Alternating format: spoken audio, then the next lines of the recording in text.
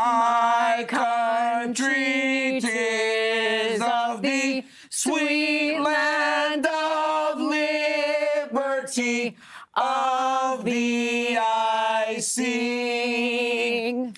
Let where my fathers died, land of the pilgrim's pride, from every mountain side. Whoa, go for it. Okay. Let freedom ring. Happy 4th of July, America, and welcome to the UFC Weigh-In Show. Let's go!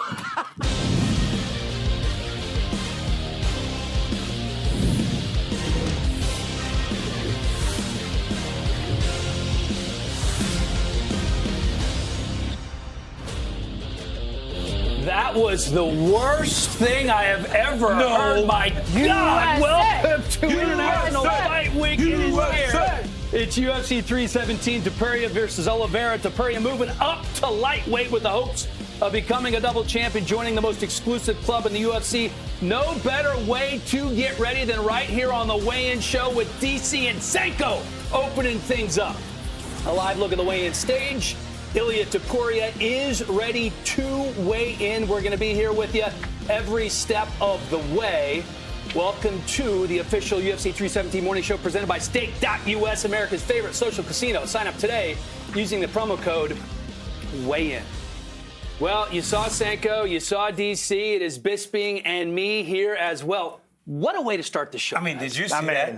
Is your blood just pumping? could you be any more excited? I'm so frothy. I want a hot dog and a hamburger. It's 4th of July, baby. Well, it's the 4th of July week. It's the 27th of June. Okay. Okay, I'll just start Says with the that. Englishman. Yeah, but we get excited around here. It's the 27th of June, guys. we get Okay, so, you know. Well, you are wearing your shirt. Well, I had to. You guys forced me to wear this utter garbage. I thought it'd been a nice, clean shirt, and then they're like, no, put on this Walmart trash. But, it is what it is. America, dog. You're going to be catching a lot of trash from all your buddies in the UK, aren't you? No one cares. Oh. What do you mean no one cares? Literally no one cares. Literally. I care. We That care. they- We that they care. lost? Of course you do. They don't care Of that they course. lost? Well, there's a lot of countries that we gave independence to That's- around the you know world. what? That's true. Very generous. It's a very, very long list. I don't know if you know this, but we ruled the world at one point. We couldn't continue it forever. That would just be crazy. What a sad thought to have ruled the world, and now we rule the world. I love that. We rule that sucker. Bisping is such a giver. All right, we are here to get you ready for the weigh-ins, which start in just a matter of moments. As I said, Ilia Topuria is set to weigh in. Let's take a look at the early prelims. We have a change already. Chris Ever, who was signed just a couple of days ago, 10 pounds overweight. He was set to be in the curtain jerker against Jackson McVeigh. That fight is off. Ever's stint in the UFC is short-lived. He has been cut after missing by 10 pounds. So now, Jonathan Janice and Alvin Hines kicking things off. As we move on to the prelims that are going to be on ESPN and ESPN+, T-Rex taking on Vyacheslav Borshav. Then it's Viviara Ujo and Tracy Cortez. Undefeated Hyder Emil faces Jose Delgado, and that should be a banger. The featured prelim, Jack Hermanson and Gregory Rodriguez. As we take a look at the main card, Peyton Talbot and Felipe Lima, a big spot for both men as they open things up. Then it's Beneil Dariush and Renato Moicano, 9 versus 10 in the lightweight division. Number 1 ranked flyweight contender Brandon Royval takes on the surging Joshua Van, who's fighting for the second time this month in the co-main. It's the first of 2 title fights on the card. Alexandre Pantoja defending his flyweight title against the dangerous Kai Kara France in the main event. It is Ilia Topuria and Charles Oliveira. What a show we have to get you ready for on Saturday. Let's talk the main event, bringing in the voice of the UFC, John Anik. Ilia Topuria moving up, seeking that 2-division champion status. What intrigues you the most about what is set to be a great matchup?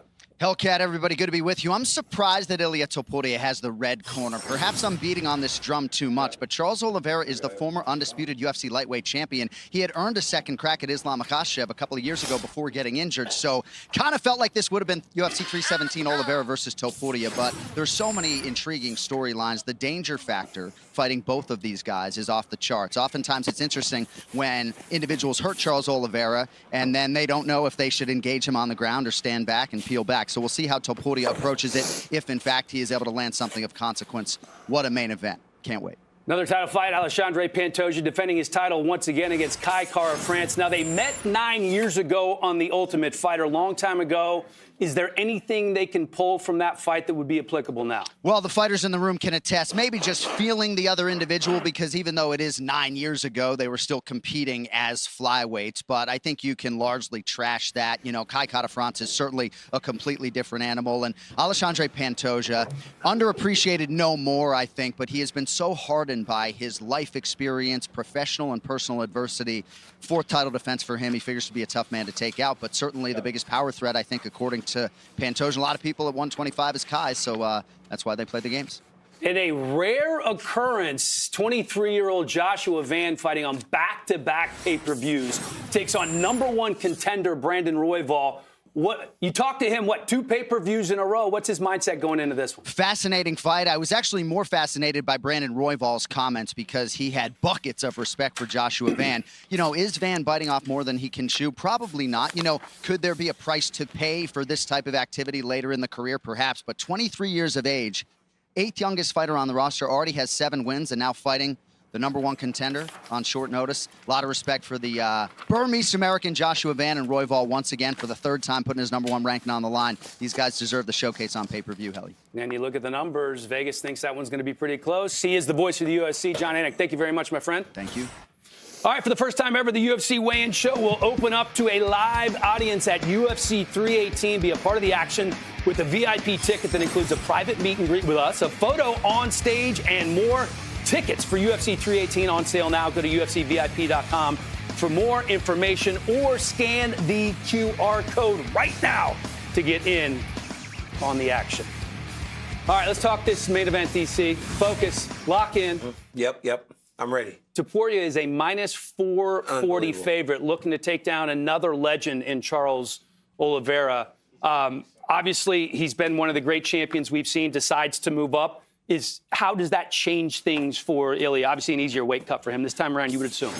I don't know that it changes much. I mean, when you go up, it's more freedom to eat and be comfortable during training camp. It's not as stressful making the weight. But there's also a different element to the fight because the guys are bigger, stronger, and they're just as fast, especially when you're that small. When you start going up at 205 and heavyweight, you see a noticeable difference. 145 to 155 is not that big. And you're dealing with a guy that's unbelievably dangerous in Charles Oliveira. So the line surprises me. I was on First Take this morning, and they said to me, when he fought Islam, he was plus 180.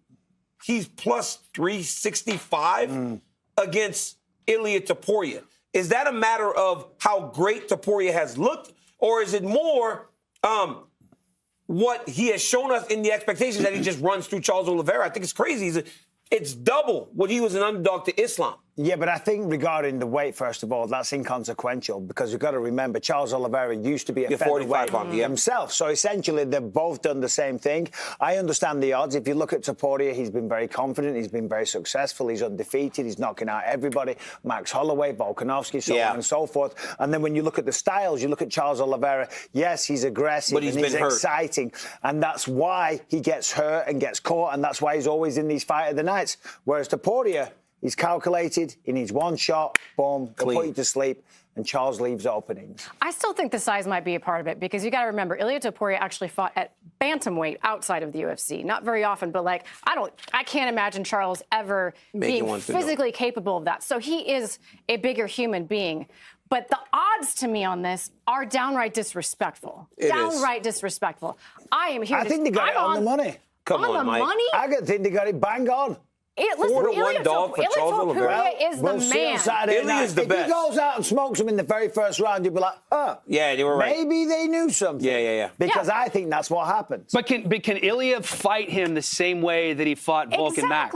Exactly. I don't think that he can necessarily approach him with the exact same way. Charles Oliveira is as dangerous as it comes. He's dangerous on the feet. He's long. He's got the weapons down the middle.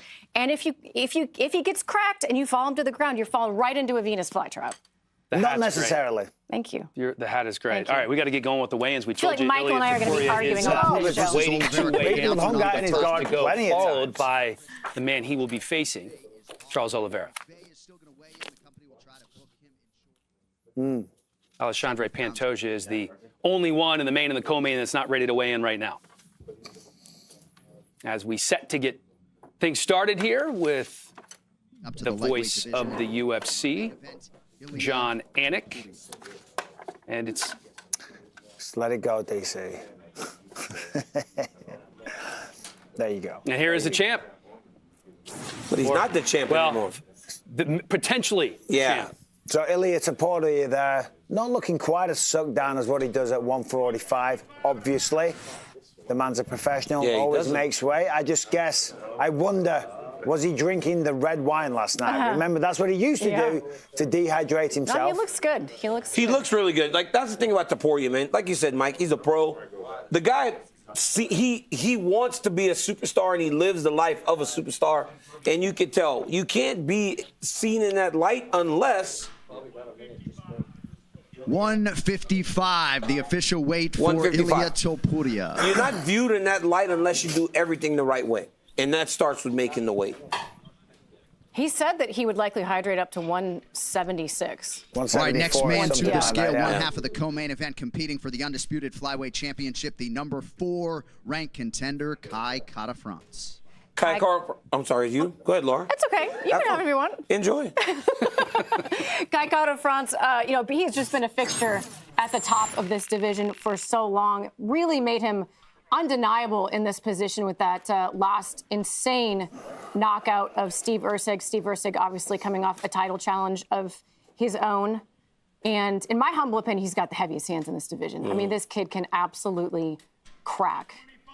125 on the dot the for official him. weight for Kai Kara-France. He says that knockout power comes from the Maori heritage that he has. That's obviously hugely important to him, representing that on the biggest stage in the world. Next fighter to the scale is the future UFC Hall of Famer, the most decorated fight stopper of all time, and the former undisputed UFC lightweight champion of the world, Charles "Do Bronx" Oliveira. Do Bronx is one of those guys that does get overlooked, and he's been for a long time. But I've been on TikTok, and I watch videos, and it's like Charles is underestimated. All of his opponents going, I'm going to do this to him, and it's like, bitch, I'm Do Bronx. And it just shows Charles just destroying fools. This guy can finish you.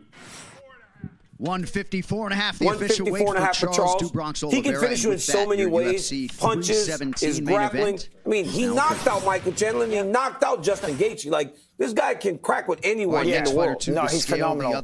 Always exciting. One of my favorite fighters. UFC flyweight champion, making the 4th defense of his title, the cannibal Alexandre Pantoja. Here he is making his 4th title defense. Pantoja, this man is ridiculous. All he's got to do is get his hands on you, drives you down to the ground. Not exactly the most technical takedowns, but he does it with authority. Pantoja, and with that, and then once he gets you down, you're in a world of trouble. And that's what makes this matchup so exciting, because Kai Kara-France, obviously, the man's a striker. It's a classic striker versus grappler. Right, next athlete to weigh in this morning, should be fun. On the pay-per-view main card in the bantamweight division, Felipe Jungle Boy Lima. Yeah, how about Felipe Lima? I mean, 14-fight win streak, 2-0 in the UFC. This guy is so exciting to watch. He made his UFC debut last June up against Muhammad Naimov, up a weight class.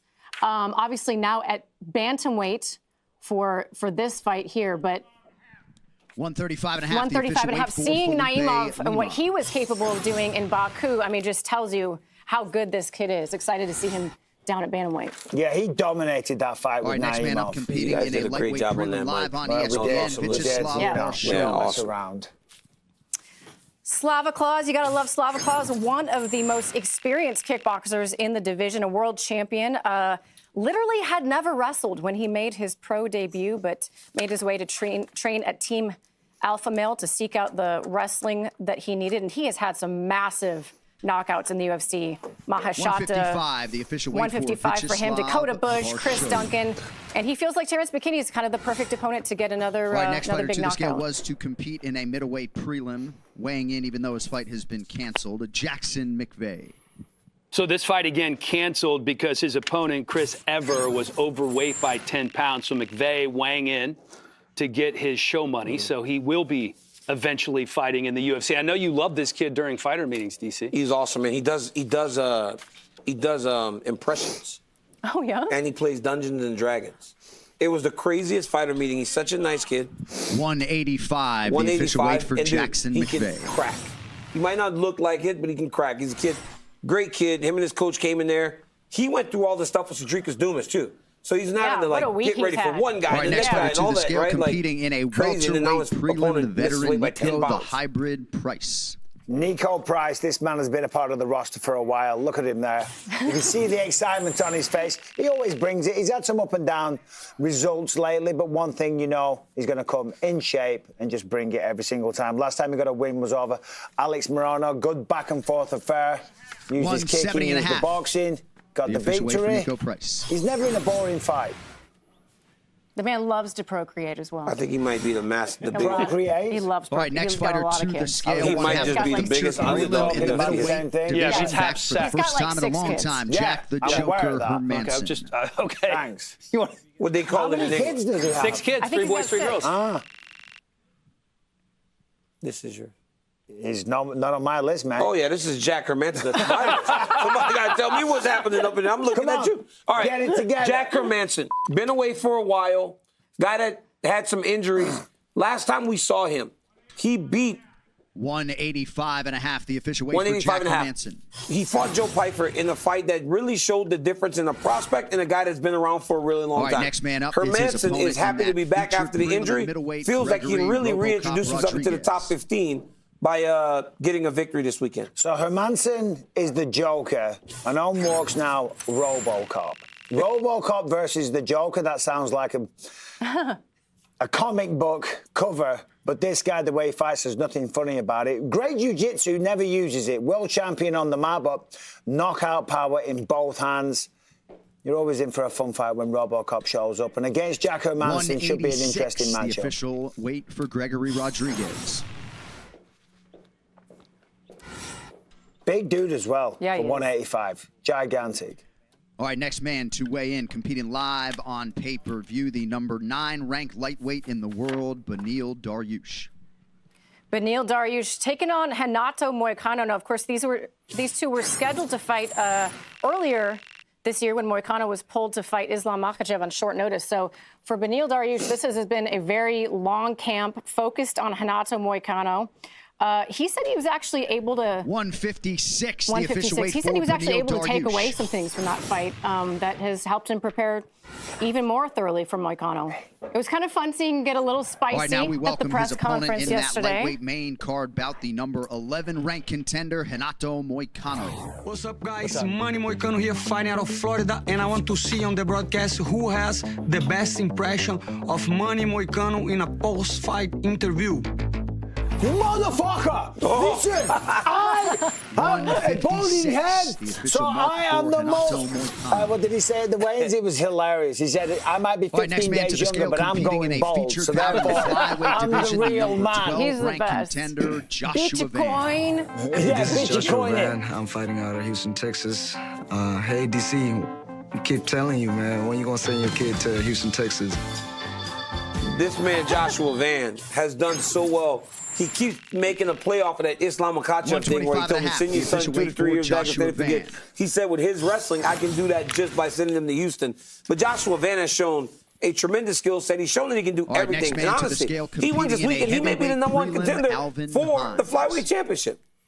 This is Alvin Hines. They call him Goozy, now in the curtain jerker against Jonathan Janii stepping in on short notice for Justin Tafa would be one hell of a debut for the 33-year-old from Minnesota who turned his life around after spending some time in prison. 7-0, won his last fight in April with a head kick knockout.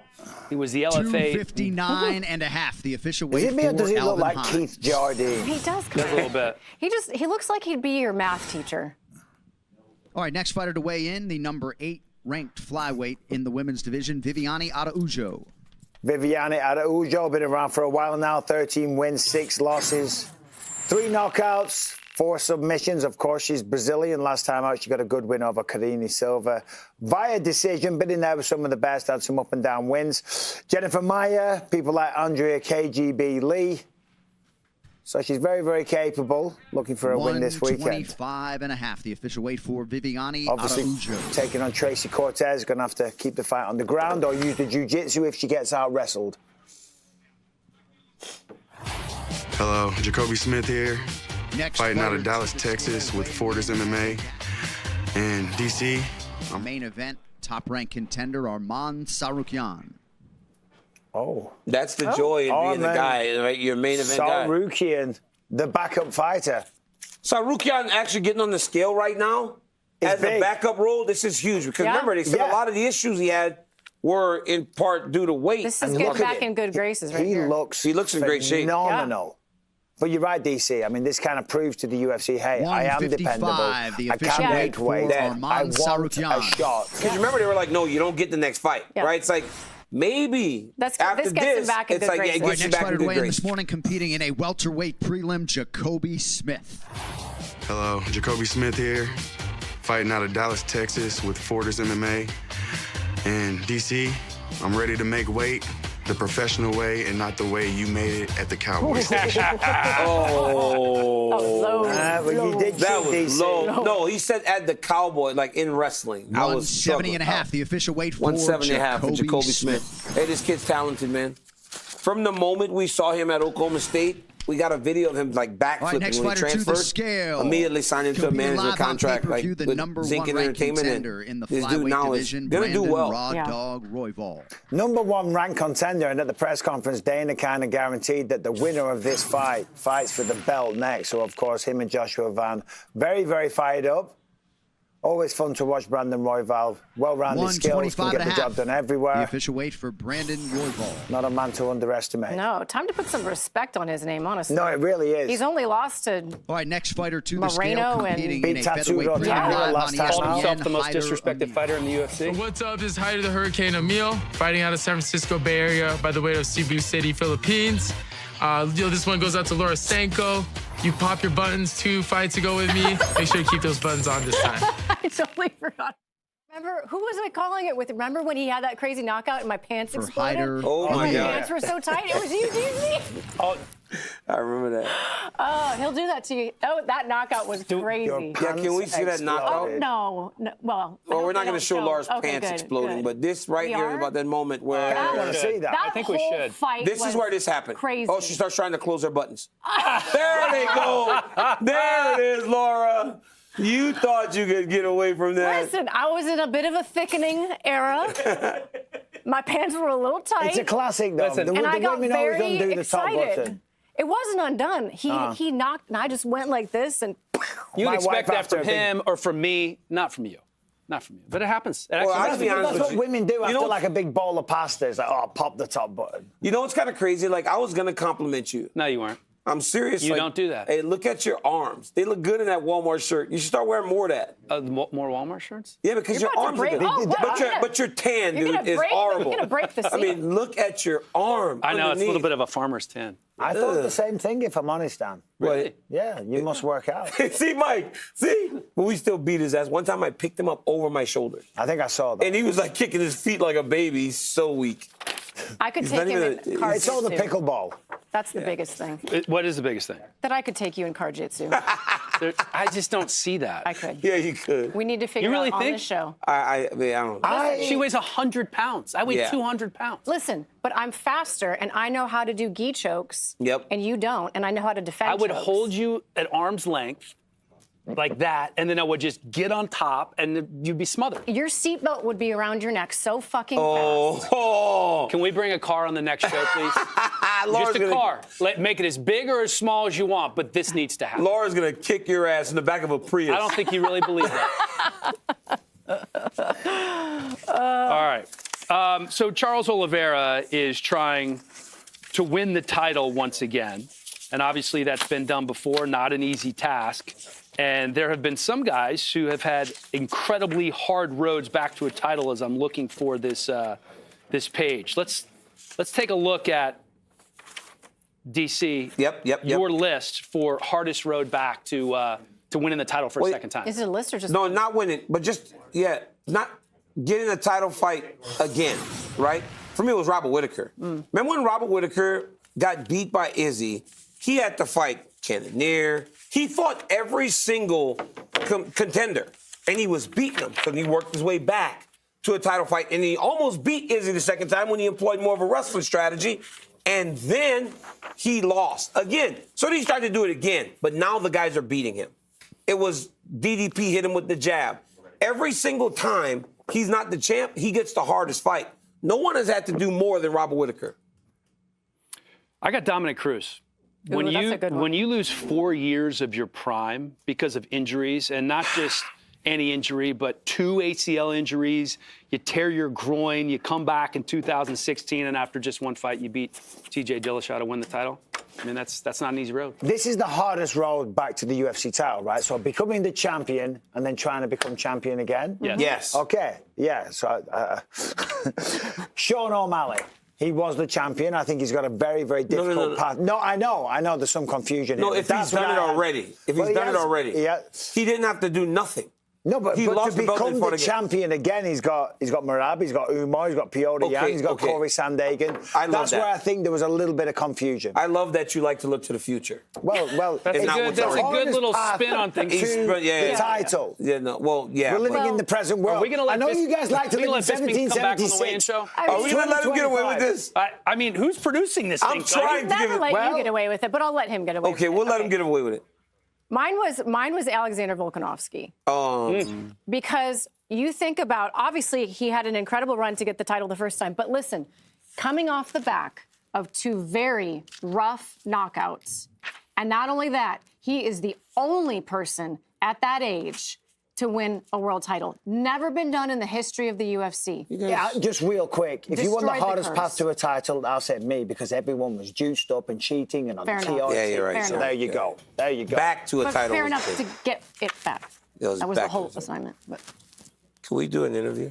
Yeah. Guess who we have here? Special guest. Bitch, I'm from the Bronx. Charles Oliveira in the house. And the best What's up, champ? interpreter Good to see you, brother. in the game, Fabiano, is here as well. He is. Good Bronx. Good to see you, brother. Hi, Charles. Fabiano? RJ in costume, RJ Clifford, ladies and Fabiano gentlemen. extra slicks his hair when he works for Charles Oliveira. Yes. Like extra slick when he works for Charles. It's Friday, fellas. Took a shower. You have been in so many unbelievable fights, and you're going into this one against one of the very best guys that you've ever faced. How has the preparation been different for you, if at all, preparing for Ilia Topuria? Você tem estado em lutas inacreditáveis e agora você está enfrentando um desafio num cara, obviamente, que está muito forte como Ilia. Como é que foi a preparação para essa luta incrível que vai acontecer? Na realidade, quando tem esses caras hypados, é o meu nome que eles chamam, porque eles sabem que eu posso parar esses caras 100% pronto. Look at when these guys are hyped up, that's when they call on me. Because they know what's happening, so I'm 100% ready for you. Charles, there was a photo that came out.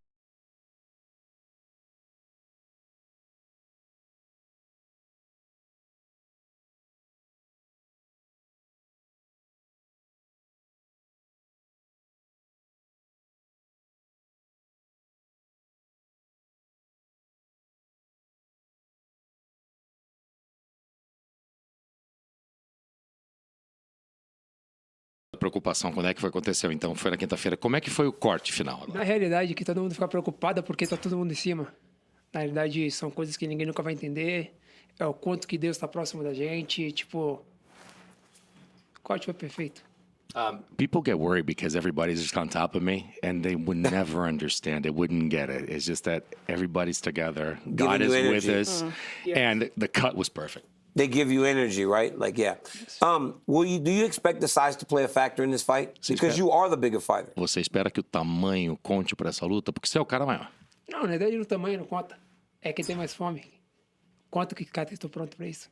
It's not the size, it's the hunger, and how ready I am for this. Fabiano, you're so good. You don't even have to share your mic. We got a mic here. You got a mic there. No, My you're bad. great. That we give you your own. Like, that's how good you are. So used to it. Obviously, you've fought every kind of style, and you've been a champion. You've been there, done it. Ilia Topuria, the thing that's different about this guy is the confidence that he has. What do you make of this? The fact that in his mind, he feels like he's already won this fight. A gente já fala muito de estilo, mas não é mais uma questão de estilo nesse momento. Aqui vamos falar um pouco da confiança que ele tem, dos resultados que eles têm. Como é que você vê isso e o quanto que isso conta para ele, essa confiança que ele tem? Eu já tinha essa mesma confiança. Cara invicto. Cara que tá vindo hypado. Faz parte. I've had the same confidence, a confidence of an undefeated guy, a guy who's hyped. It's part of it. It's part of the business. You're one of my favorite fighters because I love the way you just go forward. You're so aggressive, and you're clearly one of the best finishers we've ever seen. Given Topuria's skill set, does anything change from your side? Você é um dos meus lutadores favoritos, porque é um cara que anda para frente, você vai para cima, você é um dos maiores finalizadores da história. Em termos de enfrentar o William, muda o estilo em alguma coisa? Não. Eu só quero caminhar para frente. Fabiano, give him the mic. You do need to Tá, o quanto próximo eu quero, é isso, não vai mudar. Eu vou continuar mesmo Charles caçando.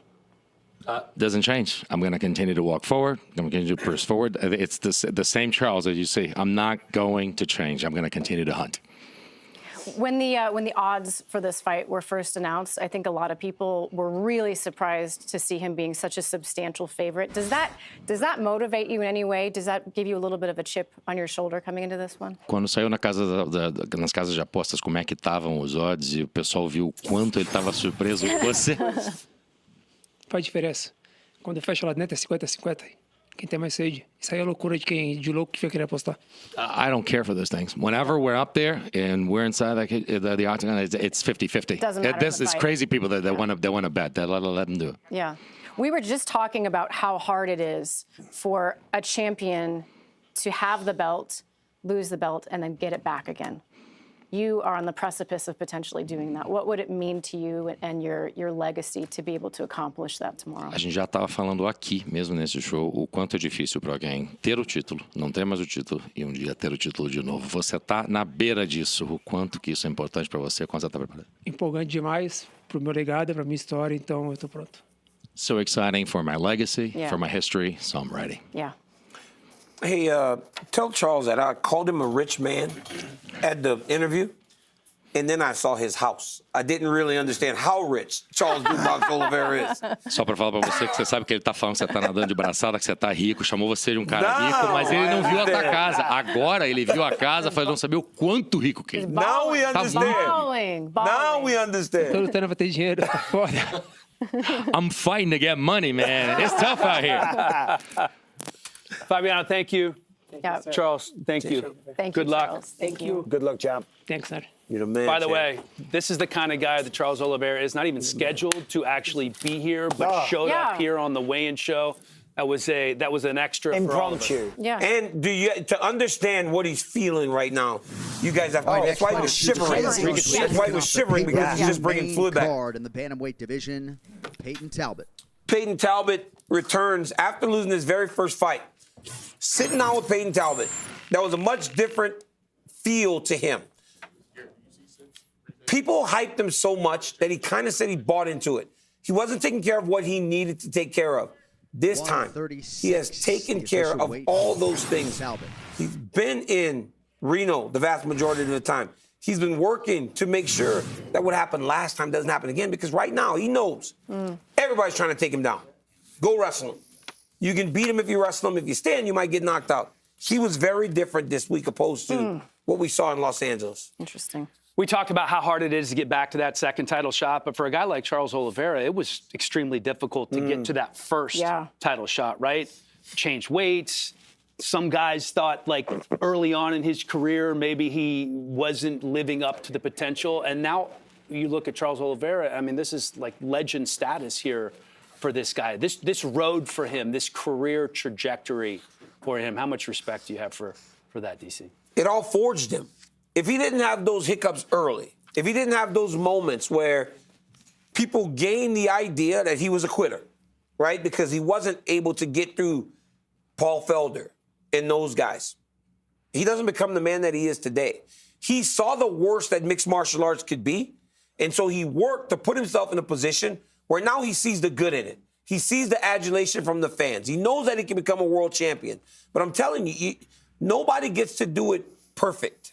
There's been very few guys where it just works right away.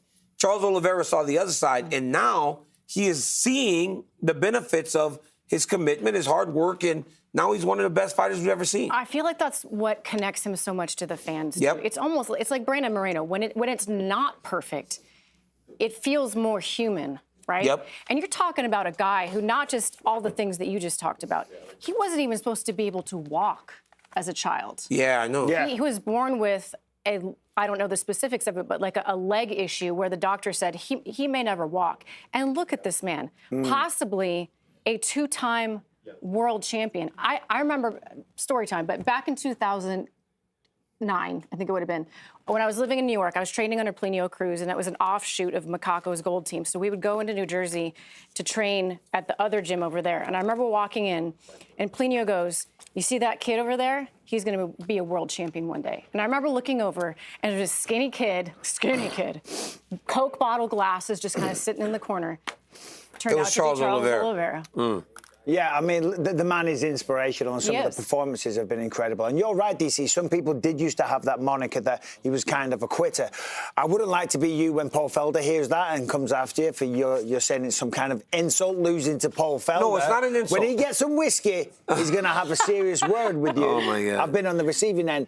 But Yes, you have. what he's accomplished since is just unbelievable. And then given that the lightweight division is so stacked. It was so stacked when he became the champion, and even now he's got to go through people like Ilia Topuria. There is no easy phases at lightweight. It is absolutely stacked. Well, to DC's point, there was a period, 2016, 2017, when he was finished 3 times in 4 fights. Yeah. Yep. After that, he goes on to win 11 straight, including... Well, he moved up to 155. Right. So when you're not going through those weight cuts, if you've never done it, you won't understand it. It affects your cardio, it affects your ability to take a shot, and then just when the body starts to shut down and you just feel destroyed, it's the last place you want to be. So I understand the narrative that was formed about being a quitter, but there was actual reasons for it. Yeah. Right, next fighter to the scale competing in a prelim live on ESPN Plus in the heavyweight division, Jonata Janice. We've got Jonata Janice coming up here. He won a contract on season 7 of Dana White's Contender Series in sensational fashion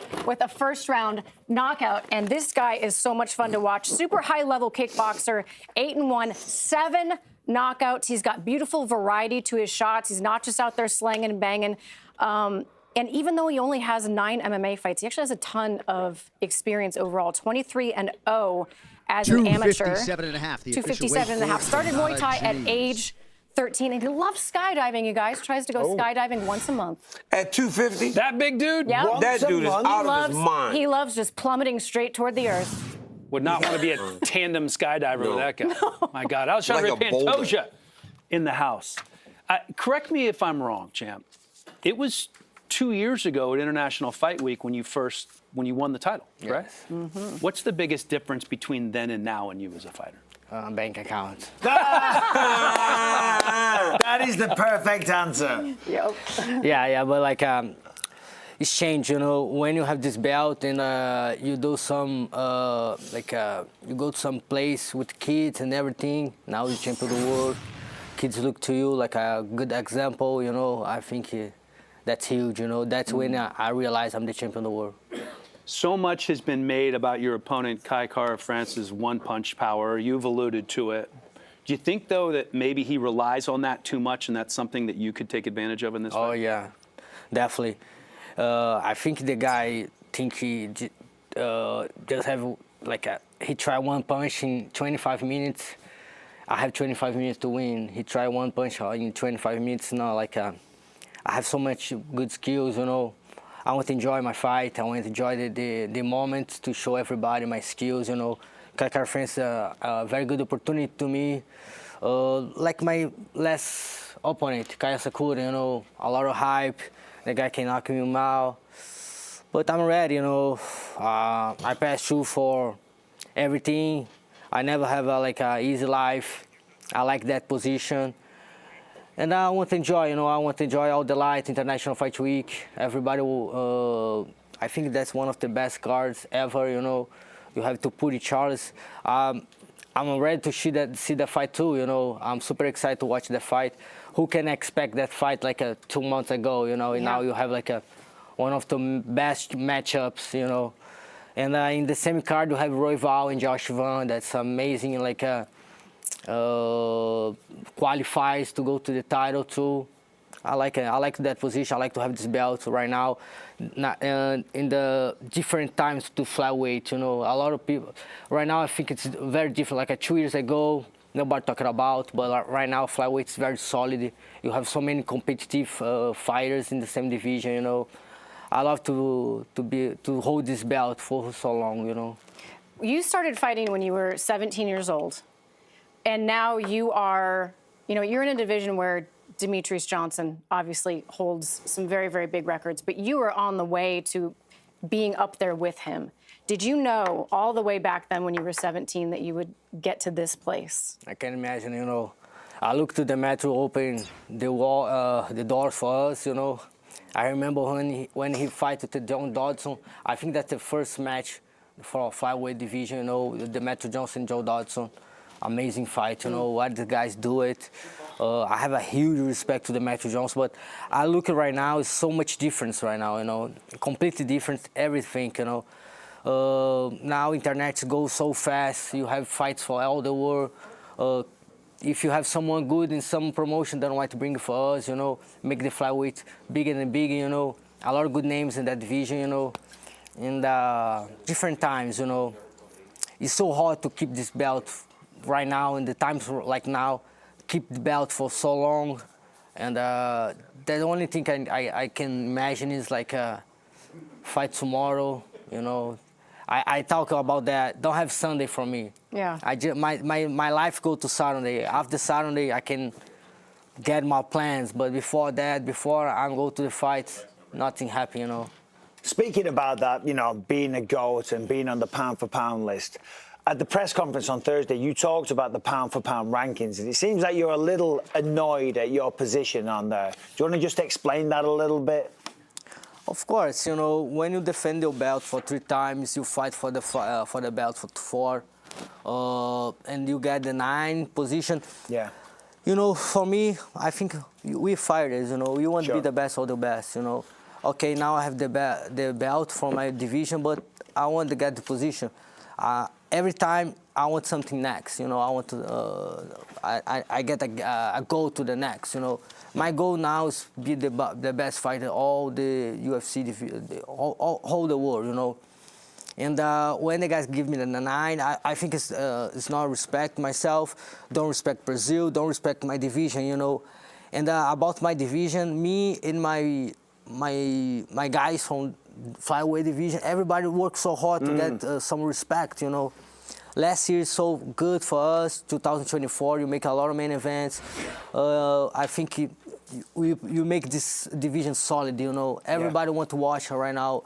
Everybody want to watch Royval. Everybody want to watch Moreno, Josh Van, Alexandre Pantoja, you know. We make a difference, you know. And now it's time to climb the ranks, put more respect in my division. I agree. Champ, I just had one for you. Yesterday, you came face-to-face with Kai France at the press conference. You guys fought way back on The Ultimate Fighter. When you stared him in the eyes yesterday, can you see a different person? Does it seem like the same guy that you fought a long time ago? And what did you feel standing face-to-face with him? It was very intense. You know, see, I talked that before. Now he have a family. He have how to people to fight, you know. He have a kids, wife. He don't fight just for himself right now, and that difference, you know. But he see in my eyes, man, I'm not done yet, brother. I'm not done yet. I keep hungry. I keep go training. I'm one of the more training in the gym, you know, and I'm from America Top 10. I have the best gym of the world. We have 100 fights every day in the gym. Champ, what time is practice?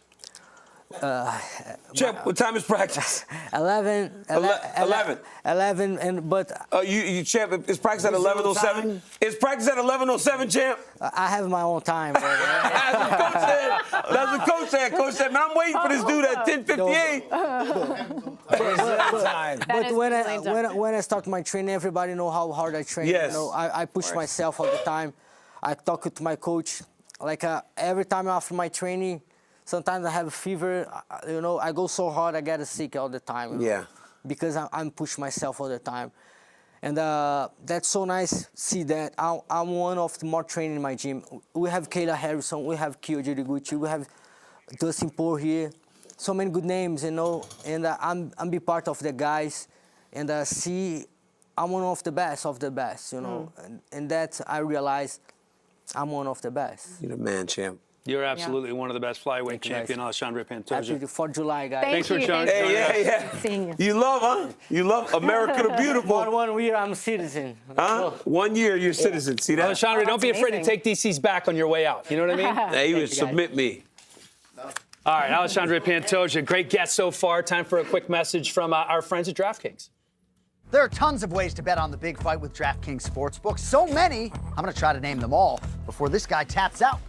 Bet on submission props, spreads, same-game parlays. You can also bet live, over-unders, futures. Hang in there.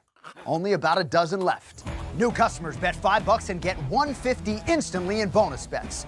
DraftKings, the best place to bet UFC.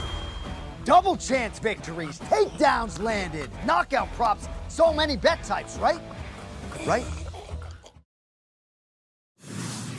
That's a good one. It's good if you have like really long arms. Yeah. Andrew Tackett, What's up? welcome. Welcome. Thank you, Mr. Dan. Newly crowned champion, Yeah. Andrew Tackett. I believe we have a weigh-in before we get to our new UFC Brazilian Jiu-Jitsu welterweight champ. And Jose Miguel Delgado here. Earned a UFC contract on Contender Series last season and made quick work of Connor Matthews in his UFC debut with the first-round knockout back in February. He's the real deal. He's this legit. kid is the real deal, man. And he expects to look even better this weekend. He walked into the meeting with a lot of confidence. He's good. Yeah. You know who else who should have a lot of confidence? Who's that? This guy? Andrew Tackett. You guys are too nice. You guys are too nice. UFC Brazilian Jiu-Jitsu welterweight champion, first one ever, and you've been just mowing dudes down, right? First round finishes. Has that been the goal every time you're going in there is to get a first round finish? 100%. Me and my brother, we've been training since we were 5, 6 years old, and we've been in the sport for a while. And we don't like matches going the distance because that usually means a boring match. And if you're not pushing for the finish and pushing for the submission every second of the match, then it's not exciting. You know, we don't have to worry about getting knocked out or getting an unexpected KO. You know, jiu-jitsu is more like chess, so it's like you can be calculated and go really hard and just push for submissions the whole time. But that's what we try to do. We try to get in, get out, save it for the next match. It seems like jiu-jitsu historically has been kind of a niche combat sport, but it's blown up. And there are jiu-jitsu gyms all over the place. I live in Southern California. They're on every single corner, right? What has it been like to now have the UFC involved, have its own promotion, still in its infancy, but you're the first ever welterweight champ. What's it been like to be a part of that? It's pretty cool. I've got to see jiu-jitsu grow so much. I've got to see it go from when I was like a little kid training like a little red barn where there was like maybe 5, 6 schools in like the Texas area to now there's hundreds upon hundreds of schools in each state, and it's just so cool to be a part of it and get to be like one of the pioneers seeing jiu-jitsu just grow and being able to make a difference inside a big organization like the UFC. So I'm so thankful. You know, I think jiu-jitsu deserves it, and I'm glad I get to see it happen. Yeah. We just saw your first round submission of Andy Varela. Andy Varela is nasty. He's super aggressive. He's a guy who gets a lot of rear naked choke finishes, but you got an arm in rear naked choke. Some call it the Ruotolotine, some call it a reverse Darce. What do you call it, and how do you do it? And show us on Dan. Show us on Dan. No, show us on Dan. Dan, shut up. Dan, shut up. Arm in rear naked choke. The Ruotolotine is going to be towards the artery right here with the blade. Oh my God! Dude, which is more like a Doris. Yes. But I did it to the armpit, which Okay. is more like Like a reverse just like a anaconda. backwards. Yeah. Give him like 5 seconds. Give him a squeeze. Give him a little small squeeze. Wait, he's tapping before. Yeah. He's tapping. I think Laura would beat you in You want cardio. to try it? she would. You want to try it? You just me to try it? Yeah, try it. Where am I going? So other way, my go. God, this'll be go. Oh my this God! way. Look at this. Yeah. No. Under my arm. This is viral. This And then is now viral. grab your bicep. And I'll go behind Oh my my. God! And I'll go behind. Oh my God! Grab your Fix his hands. bicep. Lord, Go fix his behind. hands. Lord, fix his hands. Wait, let him go. Let him go. Dan, he's turning red. Oh my God, Dan. I think I was turning more red than you were. You have to get the arm across Yeah, the so neck. you want right? the arm high. Do it again. Do it again. So Do it. if you're right here, Yeah. you're not cutting off Dan, stop the tapping. side of their artery. You have to get their arm high. Yeah. Dan, So stop you're tapping, pushing the blade of their shoulder into their neck. Hey, do it. Let me see. Let me see. And then Do it real Just for like I 3 don't want to seconds. hurt him. I don't No, it's fine. It's fine. It's fine. Love that. I popped his neck. Are you okay? You okay? We need you on this show more often. The producer goes. The producer goes. Oh Jesus. He's not warm. I'm 22. No, but when you started training jiu-jitsu. I started training jiu-jitsu at 6. We were training like a little bit of judo and stuff before then, but yeah, once I started jiu-jitsu, I was like, this is it. I had a little girl beat me up in class. Her name's Scarlett. She was a redhead and she was a yellow belt. She was like The redheads. She was like 3 years older than me. She beat me up, and I was like, Dad, this is never happening again. You faced off with Hanato Canuto after the fight. I was sick. I feel like that's probably what we're going to see next. What do you like about that matchup? That's a sick one. Yeah, I love it. I love the fact that he hopped straight in the ring, was congratulating me and called me out. So I was all about the face-off, and I'm very happy for that match. If that's the next step, then that's the next step. He pushes forward, he attacks, and I don't want to fight people that are moving backwards on their heels, going for maybe, like if they go for a triangle and it doesn't work and they go for it again and it doesn't work, why would you keep going for the triangle 100 more times? Yep. So Hanato's always mixing it up, always attacking new things, and he's a gamer, so I think we can put on a very exciting match, and he's really freaking tough, so I think he's going to test me, and that's all that I want out. So love it. Yeah. I actually, when I saw you sit here and you smiled, I was like, oh, this dude's from like the Midwest or something. I could tell the way he's on South. But you beat Jason Nolf in the semifinals. Yeah, like, that was sick. That again, that not something most would expect, right? Because of his wrestling background. Yeah. How do you expect these wrestlers, the high-level ones like Jason Nolf, who's a multiple-time national champion, to fare there? Because you submitted him, didn't you? Yeah, I did. I think they will do very good as long as they build a strategy and stick to it. It's sometimes, was Nolf just going too hard? Like he was just too reckless, I'd say. Yeah. You know, it's like me, I'm a submission specialist, and it's like you can beat me if you're Jason, if you just take me down, hold me, take me down, and look for opportunities. But he was just sending it, and I was like, this is what I do, Jason. You know? I was like, this is what I do. But it was pretty cool being able to get the dub on him for sure. So you tell Jason Nolf, like, look at the camera and be like, hey, man, send my NCAA trophies real quick. I want all of them, man.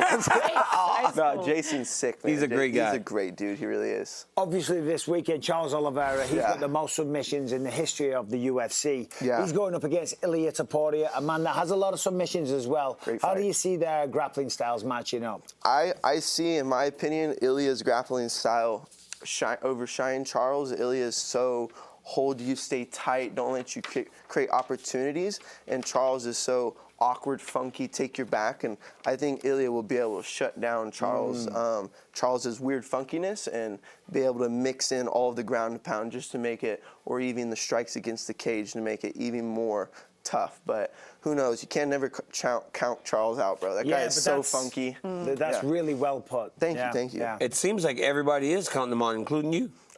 No, I don't. Just said, can't really count Charles out, but you just counted him out. I did. You're right. I did. But man, he is so funky. He can pull anything out of the back pocket. Yeah. You know. For sure. Andrew, congratulations on becoming the first ever UFC BJJ welterweight champion. Yeah, you want to see the belt? Can we bring the belt Yeah, out? can we see the belt really Bring fast? that belt? Yeah. Like a legit belt? Yes. Yeah, it's cool. It's cool. And by the way, while we're waiting on the belt, you can see UFC BJJ1 streaming on the UFC's YouTube channel and UFC Fight Pass. Yeah, it's really very cool. WWE. Yeah. It looks like the UFC title a little bit. Look at that. I like the Yeah, It's belt. got a pretty black sick. belt on it. It's pretty sick. That's awesome. I That feel is like I awesome. feel like a ninja. Oh, it's heavy. I feel like a ninja wearing it. You Yeah. know? Hey, I believe there was a question about you hopping in jiu-jitsu or something like that. If I did jiu-jitsu, I'd be the world champ tomorrow. Oh, absolutely. You want to be a jiu-jitsu guy? Kai Front up in here, he's like, yes, DC's the champ in jiu-jitsu. I'm whipping everybody. No one would be able to stop you when you were younger. You had like the perfect body style. You know what I'm saying? Younger. But When you even were now, younger, when you I were would just younger. hold. They got to. I'm being We super could go down heavyweight. this rabbit hole with What do him you in weigh? jiu-jitsu What forever. do I weigh? What do you weigh? Right now, probably like maybe high 170s. Yeah. So what do you compete at? 155? 170. I'm trying to get bigger. I just, I've always been the skinny kid, and I've always fought off of cardio, so I've never relied on strength and stuff, but we're getting there. I want to see 190, 192, 193, then start cutting to 170 from there. All right, Andrew, thanks, man. Thank you, Appreciate it. Dan. Thanks for Appreciate choking you. me out. That was really nice. And Nice to again, meet you. you can catch UFC BJJ1 streaming on the UFC YouTube channel and UFC Fight Pass right now. The UFC 317 morning weigh-in show presented by Stake.us, America's favorite social casino. Sign up today using the code weigh-in. That was Andrew Tackett, and now scheduled to join us on set in just a matter of moments is Kai France. But first, we have to go back to the weigh-in stage. All right, next fighter to the scale, competing in a prelim live on ESPN, the number 10 ranked UFC women's flyweight contender, Tracy Cortez. Tracy Cortez at times shows real Good man. times of brilliance, right? She's a tremendous striker. She can wrestle, and she really has found a lot of success inside the octagon. She's won 11 fights of 12. Now, Tracy Cortez does a lot of things outside of the octagon, but when she steps in there, she really is as good in fighting as she is as good outside of the octagon. I'm talking about her social media, Of course. which keeps everybody locked in. 126, the official weight for Tracy 126 for Tracy Cortez. Tracy Cortez has an opportunity tomorrow, though, to get another victory and really move herself closer to the elite of this division. She's tried many times and has stumbled when she's gotten to this point. Now she has an opportunity to do so again. Kai France joining us now on set. That was a great real weigh-in select read. That was good. That was good. You were very animated. By the way, T-Rex, Terrence McKinney, the only guy not to weigh in. We have 14 minutes until he has to get to stage. Wait, it's almost 11 o'clock? Yeah, well, 10. it's Almost 10. 10. You have an hour. You By have to 10. step to the stage one time in an hour. T-Rex has never missed weight in the UFC. He's only missed weight once on the regional scene, so we're waiting for Terrence. Is he the only weigh-in He's left? the only one left, and he's the first fight of the prelims against Vyacheslav Borshov. Sorry, we had to get that in. Thank you so much, Kai, for joining us up here. Let's start with this being your second crack at a title. What did you learn that first time around? I think just going through that experience, you know, my first world title, a 5-rounder, and all the pressure and the media obligations that come with it. You've got to experience it to actually, get better at it. And I can use all that, you know, the good and the bad, coming up short and knowing what to expect this time. So I knew I'd climb my way back to a title fight, and here we are now. You know, the first fight's done, weighing in, and now it's the fun part. So I'm more than ready for this. I feel like the fun part when you're at City Kickboxing is going into practice every day. You got such great guys there, right? You know, Izzy and Hooker and Volk's going to be here. All those guys are going to be here to watch you fight. But there's so many times when you're sharing a card with another member of the team. This one's all you, and they're all here having your back. What does that mean? It's been nice, and it's been nice not being selfish, but just having that attention from my coaches, my team, and it's all on me. You know, I really embody everyone's, we call it Modi, so it's the life force and the energy source of our gym. So I feed off that, you know, and having everyone, you know, pushing me forward and helping me, I feed off it, and it helps me, it brings out the best out of me. So this fight's bigger than me. It's bigger than me because of what I'm representing, and I'm bringing not just myself, but my whole culture and people behind me. So I can't wait. And it's International Fight Week. It's Hall of Fame week. Izzy had his fight inducted into the Hall of Fame. What does that mean to be in a room with a guy like that? Yeah, it was awesome. You know, just seeing him get rewarded for all his hard work. You know, he's already cemented his legacy in the sport, and You know, he doesn't need a fight anymore. He's already done it all.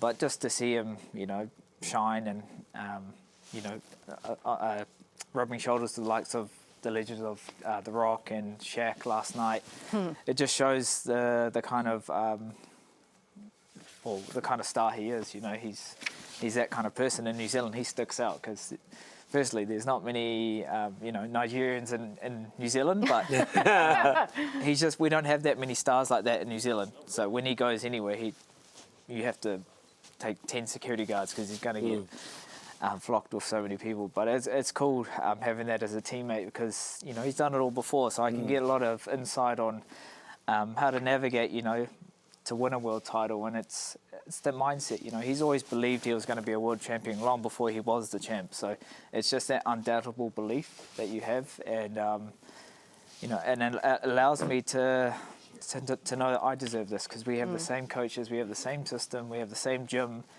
So why not me? So that's where I'm at. That's how it felt when we saw Cain Velasquez win. It became real to become the world champ. But I like to ask the guys, you do the press conference to start the fight and announce it. Then you do it on fight week. Yesterday, you guys saw each other again for the first time. What did you make of the stare down? We just have that mutual respect. So, you know, this is a bit different where we're not, you know, talking and building the fight up because there's already that, we know each other, you know, and, you know, we have a lot of respect. He's been a great champ. He's a family man. So I feel like it's going to be fireworks because we just know what to expect. He's going to bring it. I'm bringing in, you know, this whole country behind me. And, you know, we had a great chat. You know, when I saw you in that Fighters Meet, you could see the emotion behind me on how much this means to me. And it's because, yeah, there's this, right now, there's no better time than a Māori athlete to represent us. And that's why I'm feeding off it all. You know, the national rugby team called me yesterday, the All Blacks. Yeah. Wow. They messaged, they phone called me, and this morning the Māori All Blacks called me as well. And it just shows you how big this is back home. Like, everyone's going to be tuning in. Like, yeah.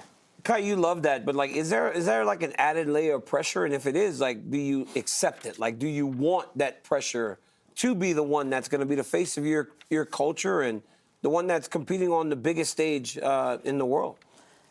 Nah, this isn't a pressure that's going to hurt you. It's a pressure that's going to help you. And I welcome it. I surrender to it. And, you know, I put myself in this position. And, yeah, it's just about doing it authentically. And we put a video, you know, when we spoke about my name. And, you know, it resonated with so many people because I wasn't talking just to my people. I was talking to anyone that has... that issue. Comes from culture.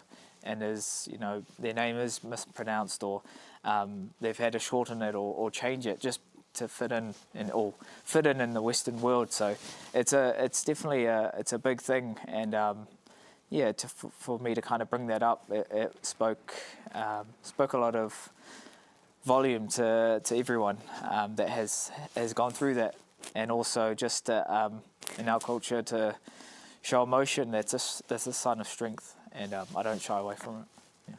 Yeah. It's become a even more prominent part of your platform. You know, representing your culture and bringing that to the forefront. In America, we aren't exposed to Maori culture very often in this part of the world. So, what is something that you wish people knew about your culture?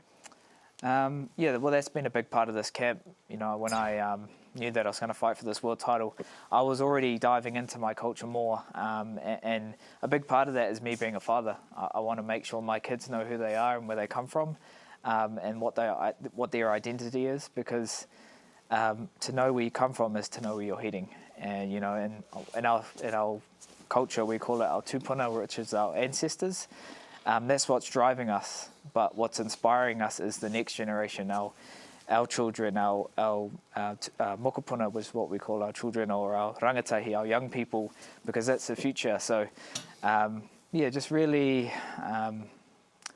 proud to represent our culture, but also yeah, just showcase it authentically. Like the UFC and American fans have never seen a haka in a cage before. I was going to say that was amazing. And that was to have really cool. my Rōpū, my kapaka group behind me performing that, you know, that's the same feeling I have when I walk out and fight in the UFC. So just being able to tap into that and you know, not just mentally, physically, but spiritually ready for this fight. You know, I'm well equipped at Pantoja's, you know, on paper, one of the best champs ever. You know, he's this tough, durable, never been stopped. But I've got something for him, and I can't wait to show it on Saturday night. So I was going to say, a big part of your culture, you are known for being a nation of warriors. Yeah. So let's talk about this fight on Saturday night with Pantoja. Yeah. Obviously, he went 5 rounds with Steve Erceg. You flatlined him in the very first round. And, of course, MMA math doesn't stack up. But what's your prediction for Saturday night? It's just going in there confident. You know I can stop this guy. I know if I land the harder punch in the right spot, everyone's got an off button. So I just want to test it early, and I want to stay in that fire. I don't want to take a back step. You know, he's going to bring the fight to me, and I know he's a grappler. He's got really good submissions, but he's stubborn as well. So he's going to bring the fight to me. He's going to swing, and it's probably going to get him hurt. So.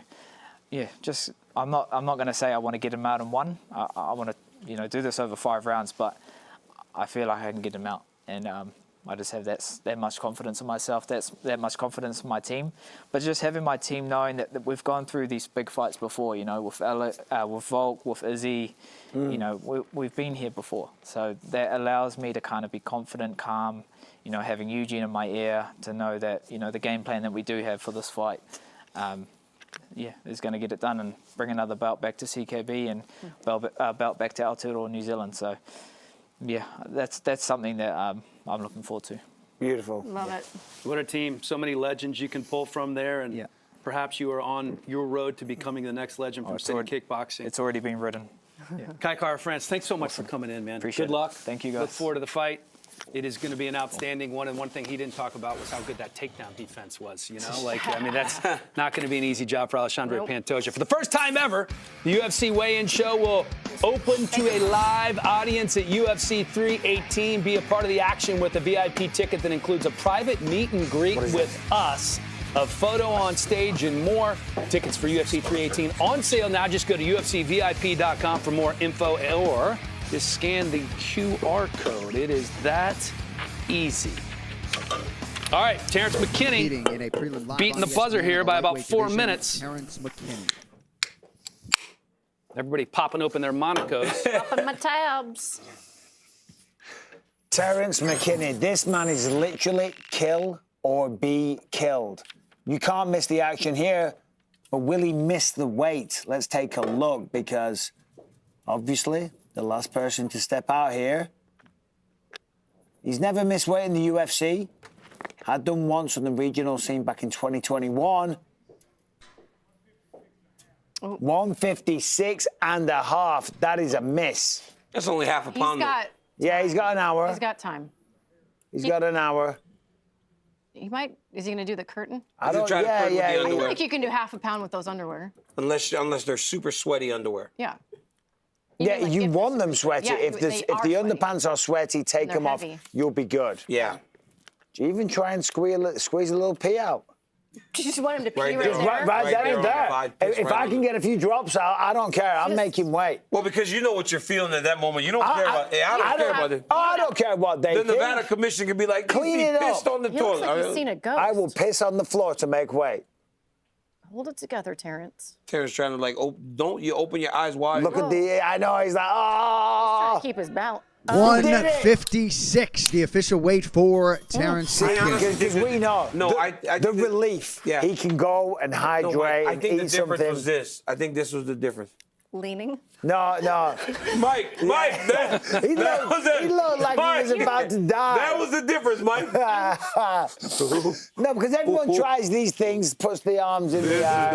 It doesn't do anything. Everybody do this. Small thoughts. Small thoughts. So he still never missed weight in the UFC? Nope. He's good to go. Well observed. Cheers. Monaco time. Monaco time. Cheers. What a great product. Yeah, hey, Bisping. Yo. Just a couple. We have a long work day. Oh, we got power slap later, we got brother. power slap. I'm taking it easy. Mm-hmm. Well, you could have one if Dan can. He's 60. I don't. I'm going to go to the gym. Older men get drunker faster. They do. And Dan's 60, so have a drink. Dan can handle it, though. Thank you, Bisping. Dan has a lot of practice. You guys ready for a little rapid fire? Yes. Hit me up. Let's go. Yay or nay, Sanko, we'll start with you. Ilya should be more concerned about the physical advantages that Oliveira has, height, length, reach, etc. Yay. I don't think they're going to be insane, but I do think Charles can fight long. I think he's got long kicks, and his stance, where he's light on the lead foot, is going to take away some of the damage that Ilya can do with his calf kicks. Nay. Like a horse. Nay. No, he shouldn't. He's used to it. He's not the biggest guy for 145. At 155, he has the skill set, he has the mind, he has the technique, he has the experience, he has the power. I love the mindset of Ilya Topuria. He doesn't care if someone's a bit taller, a bit longer, or a bit stronger. I say nay also because I just feel like his confidence is so great that when you start worrying about other aspects, it starts to chip away at that. His confidence may be one of his greatest skills. Look at Max Holloway. So don't even think about it. Max Holloway's is taller, longer. More dangerous, Topuria's boxing or Oliveira's submissions? Topuria's box. That's crazy to say because Charles has the most submission wins in UFC history, but there's just something about those hands that... Topuria's boxing all day, and it's not because Oliveira's submissions aren't dangerous. Of course they are, but they're dangerous against someone that makes mistakes. They're dangerous against someone that might get clipped or caught or dazed or confused or doesn't know how to grapple. None of that applies to Ilya Topuria, so I don't think he necessarily has too much to worry about. Even the jiu-jitsu guy, the champ, should I say. The champ was like, thought that his jiu-jitsu was going to be very sufficient in this fight. Nullified. In this fight, I think it's the boxing because we know Charles can be hurt. We've seen it numerous times. I just don't know that he's been hit by anyone like this. This guy hits hard. All right, number 3, true or false, if Ilya and Islam both win, their next fights are going to be against each other? True. I want to see it. Just go for it. If Ilya and Islam both win their next fight, then they're not going to fight one another. Why because not? Islam will be the welterweight champion of the world. I know that, and that's why Ilya said he wants to move up. So let's just pause 2 divisions. Yeah. You know what we need right now is stars and you know what we need? fights. Not you as a matchmaker. That's what we definitely... I know Laura Sanko gets all the gigs these days. You know, commentator of the year and this of the year and that of the year and hat wearer of the year. Don't give her a job as matchmaker. I agree with you, Mike, just because... I think that there will be work to be done by Topuria at 155 and work to be done by Islam at 170. Also, like, you just winning a belt and leaving it. What's a bigger fight? What's a bigger There fight is no to bigger make? fight. Hey. There is no bigger fight. This is the fight. If Islam loses... Yes, Islam back at 55. Then they fight. That is probably more likely than if they both win. Now, Islam... Because, you know... Go ahead. What's the next question? They have contenders. So then let's ask this question. If Topuria loses, does he go back to featherweight? No. No, I don't think he does. Because hold on a minute. Look at the welterweight division. We have Shavkat Rakhmonov, who won a #1 contender matchup. You've got Sean Brady that just beat a former champion. You've got Ian Gary that weighed in as a backup fighter. You've got a murderer's row at welterweight that are all there with viable cases to fighting for the belt. So, that dude at 145 just beat Islam. Let's give him the welterweight title shot. Now I get it. Why? What? Because she doesn't want Islam to fight Shavkat. Or maybe she does. Oh, my God. Right? Yes. Maybe that's the issue. He does not need my protection. He'd be just fine. Okay. He'd be just fine. All right, next title shot at 155, Arman, Patty, or Justin? Oh, it's my turn. Yeah. I mean, Arman is the most deserving. It happened or Justin. today. But I feel like, this is a business. I don't know. I'd like to see Patty get another fight, so I'm going to say Arman, just based on pure merit. Actually, you know what? Gaethje. Arman deserves... I mean, listen, again, who did you say? Gaethje. Terrible matchmaking. Terrible matchmaking. He just got knocked out by Max Holloway. I love Justin Gaethje. He's awesome, but he did get knocked out by Max. Arman Tsarukyan is ahead of him in the rankings. Can I just ask you this? But hold on, let me finish the question. All right. Finish my answer. Mike. Yes, Mike, you know. Ilya Topuria, I love this. Paddy Pimblett, Madison Square Garden. There you go. No. There are people in this business that believe that Arman Tsarukyan, is the best lightweight in the world. I think he fights for the belt next, especially after stepping on that scale today. I feel like stepping on that scale today almost solidifies that he gets the win. You don't think Patty's stardom? Patty has to fight puts again. him- I know for a fact that they're trying to schedule Patty another fight. He's not. Oh, he's not next. mister, I know for a fact. Well, that's the thing. But this maybe is, I am in the matchmaking meetings. what about Gaethje doing the UFC a solid and fighting Max when he didn't have to, and then his last fight changed and he fights Well, whoop-de-doo. But guess what? You got knocked out. It would have been great if I did him a favour and I went out there and knocked him out. But it doesn't work like that. But he's coming off a sensational win over Fiziev. Fiziev, that had already beaten before, that he'd beaten already, that Fiziev took it on a week's notice. Yeah, It it just goes to the point. He's been in the top 5 forever. I just feel like Justin I want to Gaethje- see Justin Gaethje fight for the belt. But I think he needs one more win. Okay. I don't think that there's anything wrong with Justin fighting for the belt. No. I just don't think that it's going to happen because I don't think that they can justify, especially with a new champion. If it was Islam, right? If it was Islam, maybe. Because Islam had already beaten all the others. But now with a new champion, Right. I just don't think he's Well, going the to good news is we'll be able to ask Justin what he thinks about your opinions in a few minutes when he comes on the show. So that's going to be fun. All right, who's scary in round one? No. Who's scary? Can I say this? Can I just say this? I don't know if the watermelon crush is just great or if watermelon just speaks to me. I don't know. I just don't know. Is that why you traded flavors? Yes. You put watermelon in front of a black man, like anything watermelon. I'm like, we can't respond. You guys to that. can't respond. We can't say anything. Mike, say something. Don't do it, Michael. Don't do it. Do not. I'm white and I'm English. I have no opinion on this. Well, I'm white and I love watermelon. Yeah, good. That's like white squared. Everybody Listen, knows. I'm starving. I was promised breakfast on this We show. did not get food. What's going on? There's no food. We're not done with rapid fire, guys. Who's scarier in round one, Charles or Ilya? Ilya. I mean, they're both pretty scary. They're very scary. Can it be a tie? No. All right. Well, Ilya. I think Ilya, because he puts you out. Yeah. All right, fact or fiction, Kai Kara-France is the most dangerous title defense that Pantoja has had so far. Dangerous? So he had Moreno, he had Kaya Sakura, and he had Usyk and Royval. Oh.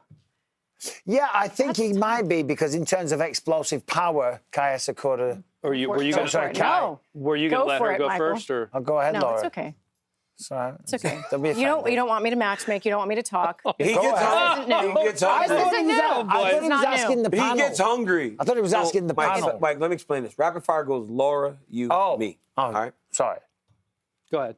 I sincerely apologize. You don't have Yeah, he went. First he insults a woman. I know. Then he tells me I like watermelon because I'm I black. know. I was there. This guy's done. He is This guy's racist. done, man. He is sexist. He's going to tell me to get in the kitchen next? He's done, man. I'm talking ask about why you should be in the Hall of Fame later, Laura. Yeah. Really? Jesus You think I Christ. should be in the Hall of Fame? No. Mike just went completely right. So are you overcorrected, man? You like overcorrected. Answer the right. Go question. back. I don't even remember the question. Kai Kara-France is the most dangerous most fighter dangerous. that Pantoja's faced. Most dangerous. I mean, most powerful, but overall danger factor? Sure, yes. Yes. No. I don't say anything Kaya now. Sakura is pretty dangerous. Kaya so- Sakura is dangerous. I mean, Brandon Yeah. Moreno was one of the best fighters. Yeah, I think Brandon Moreno. And his title defenses. And his 3 title Okay, defenses. so Ursyk's got a lot of was power. dangerous. Yeah, I say he is. He is. Yeah. Okay. All right, Pantoja building a historic legacy, already perhaps the number 2 UFC flyweight champion in history. How can he continue to close the gap on Demetrius Johnson? There's a ways to go. There is a long way to go, but you keep chopping at that tree. I don't know that anyone will ever surpass what DJ did, but there is nothing wrong with being second to someone like DJ. I mean, I feel like Pantoja is going to stick in this division, and he's just going to continue to knock guys down if he gets past Kai tomorrow.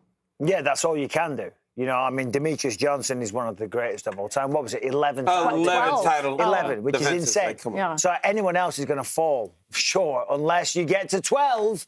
That's kind of how it works, which I don't think is very likely. Look but what you RJ's never bringing know. up for you guys. Oh, I'm excited. Oh, these so good. Oh, yeah, acai bowls. Laura was cooking this earlier, so I thought. I made you a sandwich. These guys are going to get us all fired. Made you a sandwich. I don't even want to, like, do this show when you guys are trying to cancel me, like, by proxy. I'm going to get canceled. Eat all of it. There you go. Next to Michael. What is that? Yeah. What is that? Croissant and I don't know what that is. I know you love croissant. egg. All right, while Cheese, you guys bacon, are and figuring out since- the food. That's what I was like, whoa. Wait, No, he that's a can't big start decision, eating. yes. Can he start We're going to be here Why for not? 2 hours. Oh, my God. All right, biggest X factor in the co-main for the flyweight title. What's the biggest X factor in the co-main event, Senko? Pantoja's toughness. Like, that guy is willing to go to hell and hang out there and just be comfortable there. I think the biggest.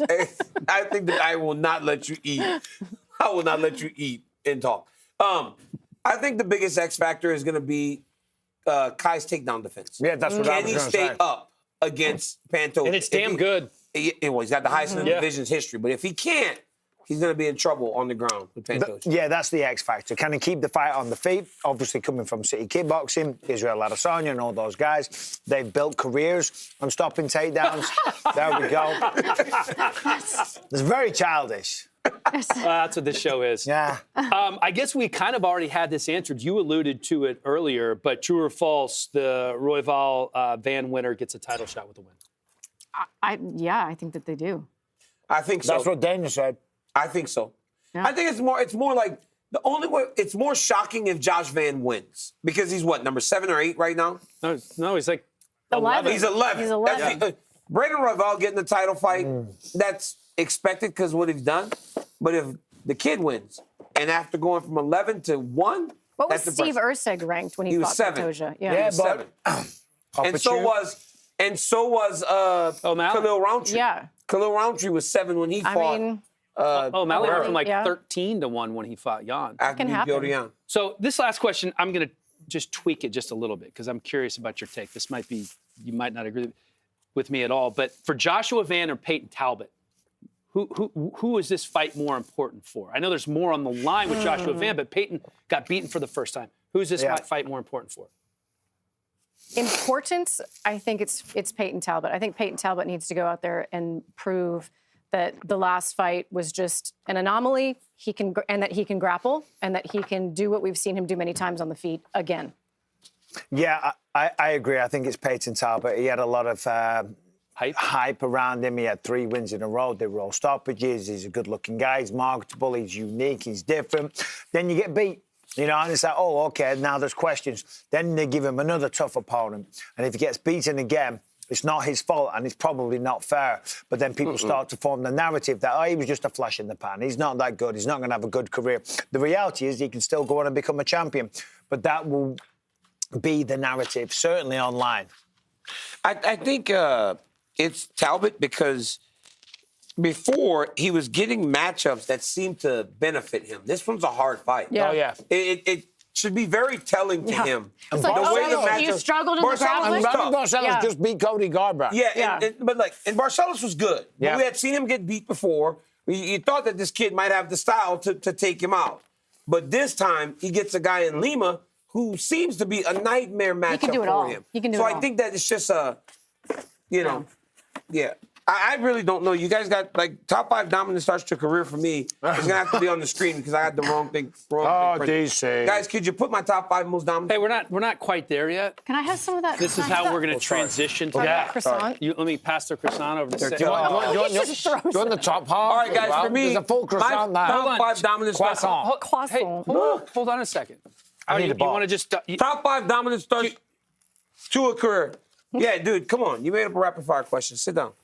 It's going to be Kamaru Usman, number 5. Kamaru Usman went all the way to champ. Nobody wanted to fight him. I think Ilia Topuria is right next to him. He has done some tremendous things. Islam Makhachev has, he's only behind Anderson now in terms of consecutive wins in the UFC. John Jones, obviously, he did so much in his career. And Anderson Silva holds the record for the most wins to start a career. Hold on one second I am talking. before Senko goes. This is what Bisping gave us. Just bread. And I'm eating it.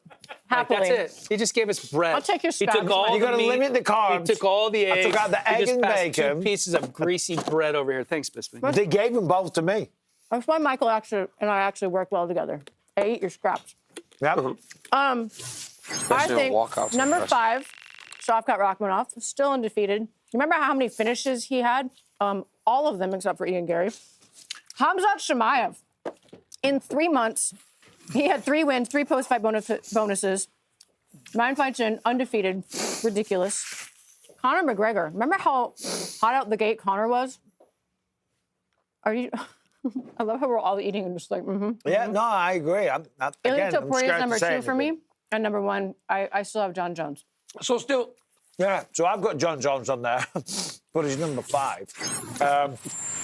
Why did they take it away? I was going to eat more of that. I don't know if it's because of what happened recently, but I've got him at number 5. Number 4, Tom Aspinall, because he just came out the gate and just wiping the floor with everyone. One of the best finishes the sport's ever seen. Ilia Topuria, he's still only 9 fights into his UFC career, I think, and fighting for his 2nd belt. Conor McGregor, of course, took over the sport, became a simultaneous 2-weight champion. And then Anderson Silva comes in, takes on Chris Lieben in his UFC debut, absolutely destroys him after Lieben said, oh, he was fighting easier competition out in Japan, destroys him, and then becomes the champion of the world by rearranging Rich Franklin's face in only his 2nd UFC fight. It doesn't get much more dominant than that. I'm napping. So the reason we asked this question that DC didn't allow me to set up was because of the great start that Ilia Topuria has had to his career. He's 16-0. He's 8-0 in the UFC. He's moving up and trying to become a 2-division champion. And oh, by the way, he's still not even 30 yet. He's only 28 years old. So the runway for Ilia Bisping, it seems, I mean, you got years. This guy could have years to dominate. I think there's a good potential that he might be the first ever 3-weight division champion because, no, I know, but down the... Yeah. What the fuck? Yeah, but no, hey, Laura, not straight away. You don't go 145 champ, 155, 170. So I'll give you the fuck from the what the fuck is that in a little bit, defend the belt and then move up. So go back to eating your croissant, okay? You literally just said that. And over 200 years of you guys having independence, we'll bring it back to the 4th of July. Learn how to fucking say croissant. It's not a croissant. I No, it's a croissant. It's a croissant. I know how to say croissant. You say croissant. No, I don't. Not me It individually. makes me sick. American. I am not saying croissant. I'm going to say croissant. You here, boy. You in America. Exactly. You know how we call it croissant. Yeah. Learn how to speak the English. We should not have him on 4th of July. Can you say what kind of salad do you have? It starts with an A. It's a leafy lettuce. Arugula. You're talking about arugula. No, that's not how No. you say it. No, it's not. Well, it's not what it's called either. We call it rocket. Well, what did you have? Oh, look how fake That's what you want, didn't it? No, pronounce it how Look you at, want hey, look at Captain America over there. He looks so Aluminium, good. baby. Aluminum. Aluminium. What else we got? No, look at this. Listen, Captain Obvious people, it's a pavement. It's not a sidewalk. You know, you walk on the side. You guys call it a sidewalk. Eyeglasses, we just call them glasses. You know, you guys need the extra advice. I don't think we say eyeglasses. You do. You call them eyeglasses. Yeah, we do, actually. We call it horse riding. For some reason, you call it horseback riding, just to make sure you sit on the back. You don't want You to don't ride a want to horse sit on the another way. face. God, we don't need the extra info. We just cut right to the chase. It's horse riding. Where else are you going to ride it? We should have a whole list of these. Yeah, we do. There is. I have. You do? Yeah. So, DC, did you weigh in on Ilia's ceiling as a superstar at 28 years old, undefeated, too sweet, on the cusp of becoming a 2-division champ? Yeah, he can do it all. I mean, this guy has, it's unbelievable what he has time to accomplish. Most people, a lot of our champions, they get older. This guy has made it to the top of the sport right away. Everything's worked from his look to his appeal to his speech, his fighting style. Everything works for this kid. So the more that he becomes marketable, the more opportunities that he will get for himself to do great things. Right now, he seems, if he wins tomorrow night, he's already 2/3 of the way there of making a history that nobody's ever even come close to at 28 years old. He's got so much time to do it. But I don't think he's a guy that wants to stay around long, though. He might even publicly said he wants to be out of this game at a young age. So He's got to be going a little faster. And that's why he may have the opportunity to go to 170 sooner than later. I think the best point you made earlier in the show, maybe it's the very beginning of the show, were the odds on this fight as compared to when Charles fought Islam. That's crazy. It's wild. Double. Double. All right. Speaking of odds, let's send it to Fitzy and our On the Line crew. We're going to make you a little money for UFC 317. Hey, welcome inside our UFC Apex studio. Brendan Fitzgerald with the On the Line crew, Minty Bets, Yanni the Greek. Joe Fortenbaugh is here this week as well. We got a $100 bet. This is Best Bets presented by DraftKings Sportsbook for UFC 317. Before we get to our best plays across the card, we take a look at this gorgeous leaderboard in which features yours truly up at top. 3-0 since we started keeping track. Man, I timed it well. Yanni is back in the black just by a little bit. Minty 2-2 as well, but up $70. Best bet on UFC 317 Saturday night. Yanni, we'll start with yours. The good horse is moving in a little closer now. coming up from behind down the stretch. I got to go with Jose Delgado. Anything less than minus 200, he's given us the best of it. Bottom line, Haider Emil has outperformed the betting market in back-to-back fights, getting it done as the underdog. So this is a slight correction. In fact, this should be a lot higher. The fact I'm getting him at this kind of discount, got to take Jose Delgado. Let's go to the curtain jerker. Felipe Lima laying right around minus 200 in his matchup against Peyton Talbot. We'll risk the 100 to win about $50 there. I love the short turnaround here for Talbot. Had a huge problem with the grappling in his last matchup against Barcelos. Grappling isn't something you can solve or improve that dramatically upon 5 months later. Here comes a fighter in Felipe Lima who's going to do exactly that. I wonder about the headspace of Peyton Talbot. As good of a fighter as he is, now that it's in his mind that his opponent's going to be coming after him, trying to take him down like the last fight, over and over and over again. What does that do to your offensive attack? We'll go ahead and risk 100 to win 50 on Felipe Lima. All right. Much like Yanni, I am looking at Jose Delgado, but Jose Delgado inside the distance is plus 130, meaning the implied probability of him getting a finish is about 43%, which is insane. Now, I know Haider Emil is a tough fighter to put away, but Delgado is a finishing machine with all 9 pro career wins coming by way of finish. I'm going Jose Delgado inside the distance plus 130. All right, very good. Time for mine now, and I was going to go for a total here because I've had to pick sides on the last few. I got a total prop, and I was going to go over the Tracy Cortez Viviane Araujo. That's like minus 700, so I can't put $100 on that and get you $10. So I was going to go over the 3.5 for the flyweight title fight. That's minus 170. I've been going well. I've been running hot at 3-0 in this segment. I'm getting greedy, and I'm going to go the distance. You only have to lay minus 105. It's actually a small underdog in this scenario that the fight ends inside for around minus 125 or minus 130. And, of course, DraftKings Sportsbook is the official sports betting partner of UFC. Right now, new customers can bet $5 and get $150 in bonus bets instantly. Download the app now. Use the code GLOVES. When you sign up, the crown is yours. Dan, back to you.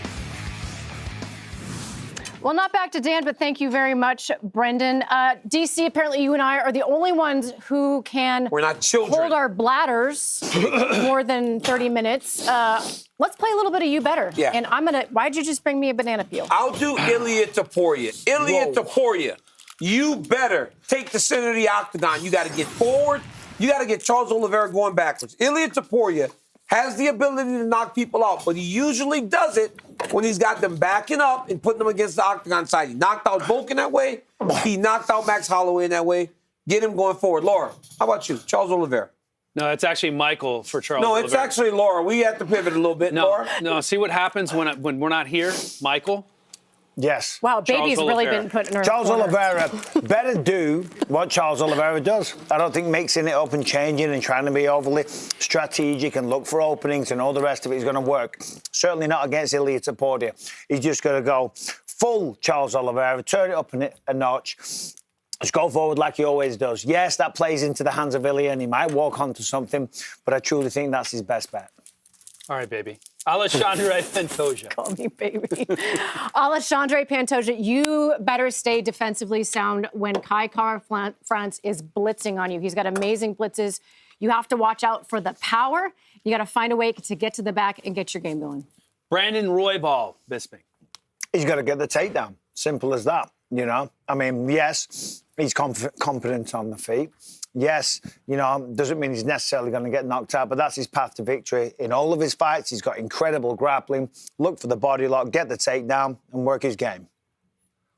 DC, Beneil Dariush. Beneil Dariush, use your grappling. I know you said that you know Moicano can grapple.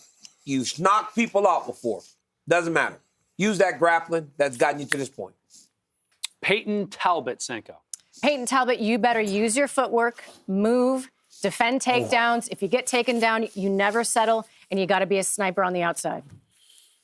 Airs Tech protects the toughest people on the planet. Get optimized and protected at airstech.com.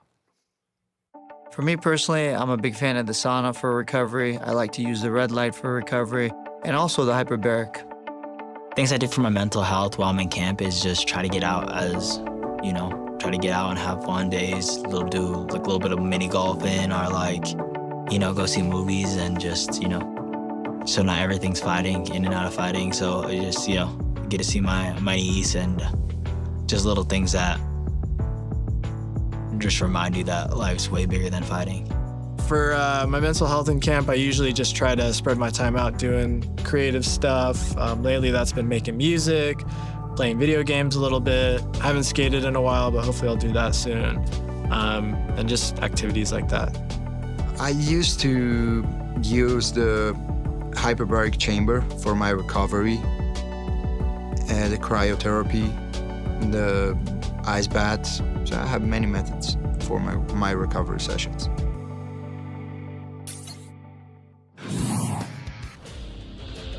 The planet get optimized and protected. Airs protects the toughest people on the planet. Get optimized and protected at airstech.com right now.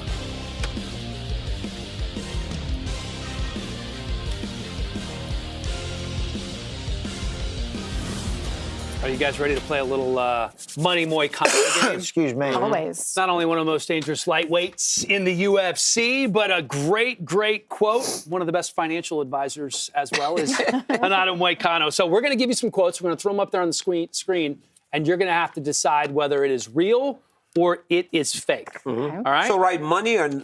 Real or fake? Real or fake? Okay. You're going to give a Moicano quote, and we have to decide whether If it was real Moicano or fake. All right, here we go. I began to understand that every fight I have is an investment. The same way a guy is investing in stocks and funds, I'm investing with my work. I'm investing in money. Real or fake from Renato Moicano? Real is the answer. All right, you all got it right. All right, here's number 2. Why you want legacy? Legacy don't pay property tax. Real or fake? I mean, it sounds like something he'd say. Why you want legacy? Legacy Why don't are you pay saying it property like tax. that? What do you mean? You're making it sound not. It's fake. Yeah. It's fake. It sounds like something You he'd say. you threw an accent on that. All right. Brother. Did I? All right, here we go. Number 3. Dana, don't talk to me about rankings. Talk to me about residuals. Real or fake? Again, sounds like something else he'd say. Playing the odds of probability. Real? It is not as fake. All right, number 4. I want to become a champion, but that doesn't pay the bills. The dream alone doesn't. I mean, I feel like I'm going to be... Real or fake? Renato Moicano quotes, and this one is real. I've lost. All right, number 5. Buy when there's blood on the streets. That's what I have told you to study Bitcoin. This is not financial advice. Real or fake? Buy when there's blood on the streets. That's why I have told you to study Bitcoin. This is not financial advice. Real. All right. All right, question number 6. Every camp I invest in 3 things: cardio, crypto, and capital gains. How do you? I don't really. You can't really invest in capital gains. We but, don't. Whatever. Want well, Right. you want the gains, but not the tax. Oh, he I'm going to say for that reason alone. Fake. Nah. All right, number 7. You got jiu-jitsu black belt. I got a Roth IRA. You got what? He said, you got a jiu-jitsu black belt. I got a Roth IRA. I hope it's real. The answer is fake. How we doing? You can only. hard. Am I coming back? All right, you want to be remembered? I want to be liquid. You want to be remembered? I want to be liquid. Real or fake? Cut out of my cup. Turn him. Real. Fake. Yes. Damn it. Okay, we have 3 more, guys. Here's number 9. It's not about how much money you get. It's about how much money you can keep. With the inflation how it is, the whole point of capitalism is about getting money. But what's the point of inflation? He said Real that. or fake? I think he told Real. me that. He's very into Austrian economics. All right, this is going to be the last one unless we need a tiebreaker. Anato Moicano quotes, real or fake? I have money coming in after I retire. It's time to collect now. Fight and win, sign new contracts, and win more money so I don't have to worry. Sounds real. You've said that about 18 times. I have. I went fake. It's The real. opposite of loyal. Yes! Ah, shit. Yes! Senko wins it. I just. Yes. All right. All right. Congrats, Wait. Senko. What do you get? Oh, Yeah. you get a belt? You get a There's belt. Take the belt. Take the belt. There's Somebody no spin the wheel. We haven't spun the wheel. We've forgotten about Where's a the lot of wheel? like the Oh, the essentials wheel's and the there. basics of the weigh-in show. I don't know if it's You Bisping best being on. believe that Michael will be spinning that wheel. Michael, spin that wheel. Oh, is it me? Yeah. Oh, spin that Yeah. wheel, asshole. I could have Jeez. told you it was you before she even got out of her seat. Well, just because I don't think that Topuria should immediately fight for a third because belt. you don't think she should be in the matchmakers meeting. Well, she shouldn't, because that was some crazy shit. I can't wait All right. till it actually happens. I'm just going to clip it. Oh, and my play it God. over. Hey, and I'll eat it. He's so funny. What is it? Money Moicano impressions. Oh, he's actually good at that. Dude, no. Dude, spin again. Spin it So again. poignant. You Spin can't it have again. Spin again. fucking Topuria Look fight for at the belt. camera. Oh, right, sorry. Hi, everyone. I'm Michael Bisping. This is Renato Money Moicano. Moicano wants money. There you go. That's it? That's it. Dude, what No, the dude. fuck? No, you gotta got to spin it again. You No, gotta my spin it brother, again. So my brother. lame. 1, 2, 3 votes for you to No. spin again, You Mike. gotta That spin was again. incredibly lame. Mike, Spin that it was again. Mike. I did an impression. But only one, like, Money Moicano. Yeah, here. but as you all know, and you've pointed out many times, I'm British, and we're not quite as over the top as you crazy Americans. Oh, you're not as over the top? Oh, you thought we And were by the over- way, you're an actor. Yeah, but Do you an know, impression. I'm Mike. acting Did you think that we were over the top to start the show? just a smidge. He's British. He doesn't believe in democracy. Just so a you can little- outvote him all day long. It's not going to matter. Smidgeroo. All right. RJ joining us for what has become a staple of the weigh-in show. It's been on easy. each and every Almost weigh-in poked show me since in the eye. its inception. How could you see it? Rent-free moment, somebody on the card that lives rent-free in your head. RJ, let's start with you. All right. What is This is the greatest thing that ever happened in the cage that wasn't an actual fight. In between rounds 4 and 5, Rory McDonald, Robbie Lawler, just staring into each other's eyes. Big John McCarthy just not too involved, just gently involved. Yeah, he's Piercing like into trying each to other's threaten souls, not giving up. Chills to this day. And, That was awesome. And I didn't set this up. It's not just people on the card. We're talking about people that are in this Hall of Fame class, Senko. You guys, UFC 232. I can't even talk. I love it so much. nice. Amanda Nunes versus Chris Cyborg. Chris Cyborg had never been finished like this before. We'd never seen someone fight her equal, and Amanda Nunes went out there and took her out. That was one of the best women's fights, biggest build-ups ever. And how about this one that came before Cyborg? Dominated Ronda Rousey at UFC 207, finished her in 48 seconds, basically ending the Ronda Rousey era and announcing to the sports world, not just the MMA world, that Nunes was for real and is the GOAT. Yeah, so I was actually going to pick Cyborg versus Nunes because what a fight that was. But Craig Piligian was inducted into the Hall of Fame. I was on Ultimate Fighter Season 3. I beat Josh Haynes when I was on there. And I had a great time on that show. I mean, look at this. I'm a little bit worse for wear there. I was a little bit drunk. And Josh Haynes, who I beat in the final, went into the gym one day and ratted me out to Tito Ortiz and was like, hey, coach, just want to let you know Bisping was drinking in the house. I'm like, you little rat bastard. I'm going to beat the shit out of you, which I did. So And it you felt did. extra nice. Yeah, that's nice. Mine is just Craig Piligian creating the Ultimate Fighter, having that vision. Oh, what an right? ass kisser. No, seriously, because well, he went to the Hall of Fame, right? So you kind of give him his roses. He was telling us the story, And like the conversations that went into him meeting with Dana and Lorenzo, trying to get it put together, to find a place to air it. He said it took so long. He said that they revisited that conversation 1 year, then 3 years later they went back because nobody wanted it at the time. Then eventually it became The Ultimate Fighter. It ended up airing on Spike TV, and it became what it is today. Would we even be here? Would we even be here? And we're 20 years past that. Yeah. And we just did that Ultimate Fighter. But just the story that he was telling us about how much Dana and they worked to get The Ultimate Fighter made, unbelievable. And he's going into the Hall of Fame finally, and he should be going into the Hall of Fame. Yeah, I agree. Speaking of Hall of Fame, it's time to talk about a few people who could potentially be in the Hall of Fame. This is going to be called Hall of Fame or Not. I give you a name. Let's start on the Hall of Fame side of the table with this one. DC, why don't you start on this one, all right? Yeah. So Mike, you in the Hall of Fame in the same place as I am? Oh, wow. Or are you in one of the fight Hall of Fames? That is so disrespectful. First ballot, you know. First ballot, that's my guy. All right. He's leaving him hanging. He's not going to shake your hand. Don't insult me like that and then go, oh, can we be friends? No. You got to work harder than that, DC. Okay. All right, Hall of Fame or not, DC, we start with you. Davison Figueiredo. Not. I don't think he's in the Hall of Fame. Jeez Louise, neither do I. No. Okay.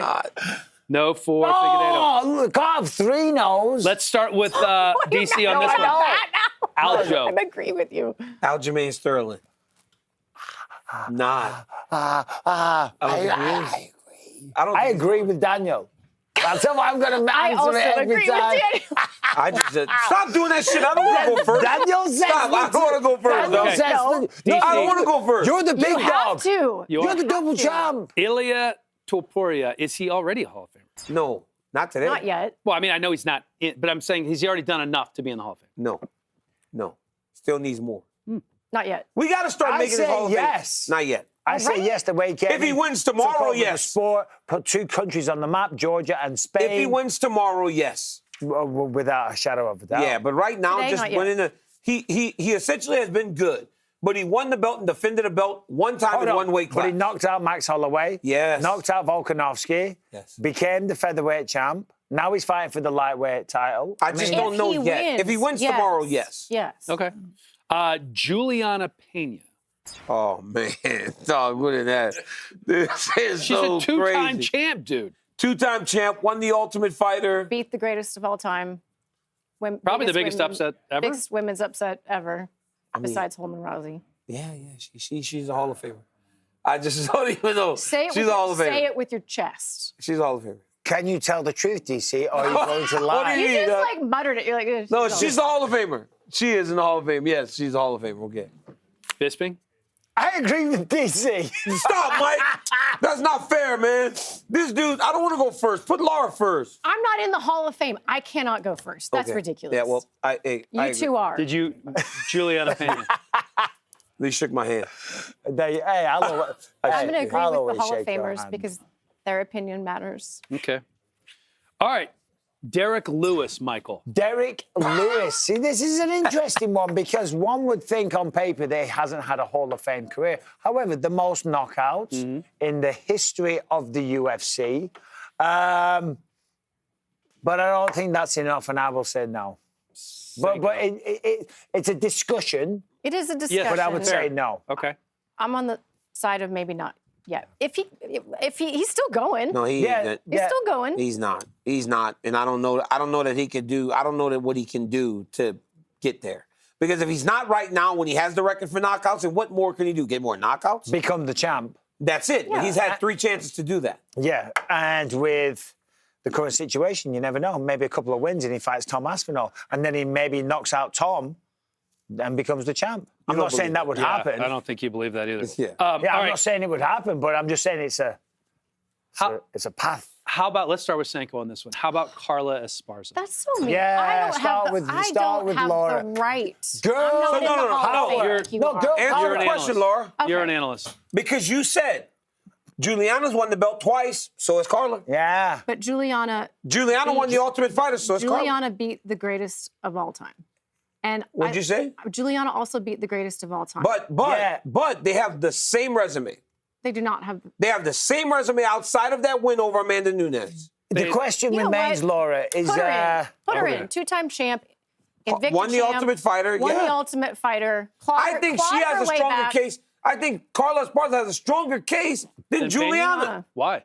Because she won Invicta. She won the Ultimate Fighter like Juliana. She won the championship. She won the championship again. Only thing she doesn't have is that marquee victory over Amanda Nunes. Yeah, you're basically describing Juliana's career, too. They have the same career. Yeah. All right, Robert Whittaker. Wait, did he just not answer? He didn't answer? Fuck that. I was like, come on. He tried to sit there quiet. Don't Nah. come to me. I think the fact that Carla Esparza did it and she was so undersized for the weight division as well makes it even more impressive. So without a shadow of a doubt, put her in the Hall of Fame, guys. Who are you? What's this voice that's happening right now? That's just my serious You are fake voice. news. Can I make a suggestion? Yeah. No. Can we make another wing in the Hall of Fame? For what? Hey, For I swear to God. the elite. Mike and I should wear a certain jacket. We do have a certain And other jacket. people should have a different colored jacket. There's Correct. Thank you. I believe that. Yes. They should not wear the same jacket as we wear. No. 100%. I completely disagree with This that. whole fight nonsense. The fight wing should not be. No, the shouldn't be fight the wing same. should not be honored in the way that we are. I agree. I agree. So the reason Dan's like, I disagree because he thinks he might get in the Hall of Fame. You didn't fight. You didn't do your commentary is not getting you in the Hall of Fame, Dan. So no, Deion Sanders proposed this a couple of years ago. And it should happen. That in the Pro Football fired. Hall of Fame, there should be a first ballot wing. And I was explaining to Michael And there is in what UFC, a first There's ballot not. There is, isn't. right? No. In your first year of eligibility, Yes. you're voted in. It's Yes. a very rare, it's a very exclusive club. And obviously the UFC Hall of Fame much younger than the Pro Football Hall of Fame. But there are people that get in right away. I got in right away. Mike got in right course. away. Like the moment we say now, we're done. now you know that? You didn't even know he was in the Hall of Fame 5 minutes ago. No, he did. I was just messing with Michael. But like he got in the very first year he was eligible. Right. I got in the very first year. Khabib, Amanda Nunes this year, but now she's fighting again. So it's like you get in right away. But then you've got that should be something. Then you've got guys like Cowboy or Uriah who didn't, in my opinion, reach the elite. Because but they were absolutely fixtures of the sport. They changed the sport. They do all deserve some sort of recognition. We all sat here and said Derek Lewis shouldn't be in the Hall of Fame. What has Donald Cerrone done that Derek Lewis hasn't? Seriously. He left his mark on the sport, I think, in a way that maybe Derek hasn't done. Derek has more knockouts than anybody in the history of the. But in terms of agree. popularity and ticket sales, is there that shit shouldn't get you in the Hall of Fame? Well, no, but that's you were captured the zeitgeist of the MMA world when you were fighting, and that's the Cowboys and that's the Uriahs, and they're in there. Then so Derek that's why Lewis I think there should be another. Well, then Jim Miller level. should be in there, and you don't believe he should be in there. Bro, I just have this problem with time served. But I get it. I understand. I understand what you're saying, but like you're kind of Pandora's box has already been opened up, and your thing about the so let fight everybody wing, in. No. The all-time wins leader, the all-time knockout leader. Like if you hold records like that, that should mean something. That should stand for something. No, but it won't always stay. Records get broken. Wasn't Bisping the all-time win leader when you retired? When I retired, I had the most fights, the most wins. I was the champ. I opened up doors to so many countries. But Mike, you also one more thing. Yes. What? A champion. A champ. Yes. A belt, and I defended it. Yes, a champion. And I fought. Yeah. Juiced up opponents. You opened up an entire country, right? You, an entire region, not just a country, a region. But I had the most wins, the most fights. I was a champion. But Mike, do you have the most wins and most fights anymore? No, of course, records are made to be broken. They get broken. So just putting someone in the Hall of Fame that didn't have a championship and all of a sudden the record's broken, now this person's in the Hall of Fame and there is nothing in history. So should that be a prerequisite? You had to have held the belt to be in the Hall of Fame. No, because then you've got champions that don't deserve to be in the Hall of Fame. I don't know her, but Mika Montano should not be in the Hall of Fame. Like there's a bunch of No, it's not saying you're in if you had a belt. And Hennon Barrow, Johnny Hendricks, great guy. I don't think he's Hall I'm not of saying Fame you're worthy. in if you had a belt, but should Tim that Sylvia? be? Tim Sylvia should probably be in the Hall of Fame. Frank Mir should be in the Hall of Fame. You're saying Tim Sylvia should be in the Hall of Fame? Isn't he like a 2 or 3-time world champion? Your mind. Isn't he like a 2-time world champion? 3 times? Yeah, but come on. Back in the day. But Frank Mir should be in the Hall of Fame. Frank Mir. I can see that. Frank Mir should be in the Hall of Fame. I would have no issue. Now, he's not a first ballot Hall of Famer, but in a year like this year, right, where it was Amanda, Vitor, you start, when there's not as strong of people, that's when you start letting in the guys from before. That's when you let in the Vitor. That's when you let in the Shogun went in this year too, right? When is Demetrius Johnson going to get the Hall of Fame? To me, when is Demetrius Johnson? When is Kane Well, going to be Kane's put in? doing some. What about Kane's- Rampage? No, I know. But like before Kane. Kane and Demetrius is crazy. That's the only two. Crazy. Yeah, so a good example of being a champion and not getting in, like Luke Rockhold. You know, is he a Hall of Famer? Probably not. Even though he had a great career. He had a great was career Strikeforce prior champion. to after. He came over, he beat a lot of good people, became the champ, but then he lost it in his first defense, and then after that kind of fell off. What about what about RDA? But again, champion with a whole bunch of records at the time that aren't there anymore. I'm more okay with RDA than some others. Somebody else. Javier Dos Sanchez. Hey, who was the next name? Give us some more names. I love this conversation. I mean, he was almost a two-weight division champion. He went through a murderer's row. Who's the next person? Because I love this. I love these conversations. What about Robert Whitaker? Robert Whitaker. 100% put him Absolutely in the Hall of Fame. without a shadow of a doubt. Yeah. I think that's the first one we said put him in. I think you might agree on this one, Dustin Poirier. Absolutely. Only an Yes. interim champ. But again, you can't have Cowboy Cerrone and not have freaking Dustin Poirier. But that's the problem. But that's the problem. But this, again, I think it highlights the point. Dustin Poirier touched the hearts of so many people. Yeah. Really left Yes. his mark He really and did. his legacy on this sport. Yeah, he fell short becoming the undisputed champion, but he had a Hall of Fame career. He will always be remembered. People always know their favorite Dustin Poirier moment. Without a shadow changed of the a doubt. sport. Well, the problem is the problem is for a guy like Dustin Poirier, who deserves to be in the Hall of Fame, no question. When people like Cowboy Cerrone, and I know general fans that go, man, Cowboy Cerrone's in the Hall of Fame. They just know sport and go, I don't know if that was a Hall of Fame career. Now, but by him being there, people say, well, if Cowboy's in there, there's no way Dustin Poirier can't be in there. And you don't want that attached to a Dustin Poirier because he just deserves to be in the Hall of Fame. Yeah, I get what Not you're because saying. some other Not guy because got he's in. not- Because the other guy who did less got in. He deserves it has to get in. regardless. He deserves to just be a Hall of You're Famer. right. Without that little thing, you know? Yeah. All right, this is the last one, and this is really interesting because we at one done? point, Tony Ferguson, also interim champion, at one point he was far more credentialed than Dustin, yet he ends his career, I believe it's 8 straight losses. I think he deserves to be in the Hall of Fame just for some of the comedic moments he gave us. I mean, Tony Time, tiramisu, tripping over a cable at the Fox Studios. Dana White privilege. Dana White privilege. The sunglasses from the gas station. Having a matchup with Khabib fall off 17 like 5 times. times, yeah. You know what I mean? You put it all That together. baseball, when you just carried the baseball? Yeah. What was up with that? One glove. Okay. He left his mark on the sport. So here's the thing about Tony Ferguson. And an interim champ, right? He had won 12 fights in a row at one time. Yeah. He was the interim champion, and the list of people that he beat over the course of that run makes him a Hall of Famer. I know we can't judge these guys at the end when they stay too long. That's like one of the biggest issues. You stay too long and you forget who that man was. Tony Ferguson deserves to be in the Hall of Fame. He was the man. Yeah. These are great. I like these types of conversations, though, because there are a lot of people that don't deserve to go in the Hall of Fame. They should put you and I on the board to vote. We should definitely get a vote. Yeah, we should get a vote. I agree. It would make it better. You guys should lobby Dana for that. We should get a committee and then start going, hey, this is what we should do for Hall of Fame. You should because it really does need to be prestigious. Next year's easy. Stipe, DJ, Demetrius Cruz, Johnson. done. Hall of Fame class done. And then then the moment Kane's out, Yeah. if Kane's out, Kane. 100%. If Kane's out by next year, which he can be, Cain Velasquez. 100%. 4-person class, we're done. Yeah. Got the fight already done? Now you might actually have one of the best Hall of Fame classes ever when you put Stipe, Kane, Demetrius Johnson, and Dominic Cruz. Let me ask you this. What would you like to see? In the Pro Football Hall of Fame, it's the writers, right? So it's the media. They have a committee of very credentialed pro football writers, and some of the players don't love that. Now, they also But have... that's kind of how it works with the rankings in mixed martial arts. And we don't like Which the a lot of people don't love. I think Hall of Famers should do it. I think it needs to be there's nothing greater than the respect of your peers.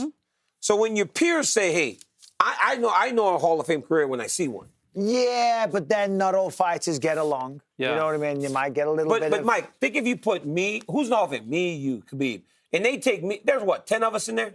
10 of us? Probably. That's a lot of guys. If I there's don't know 10 if of that us. room you could come to. If there's 10 of us, what I'm no, saying. you don't tell them. You go, hey, you give a list of names. Yeah. And you put they all have a number. Put it in this box, send in your votes. And then you take who had more votes. Yeah. We have a couple of guys that are waiting to be on the show, and we have Hall of Fame speeches that are waiting to be done.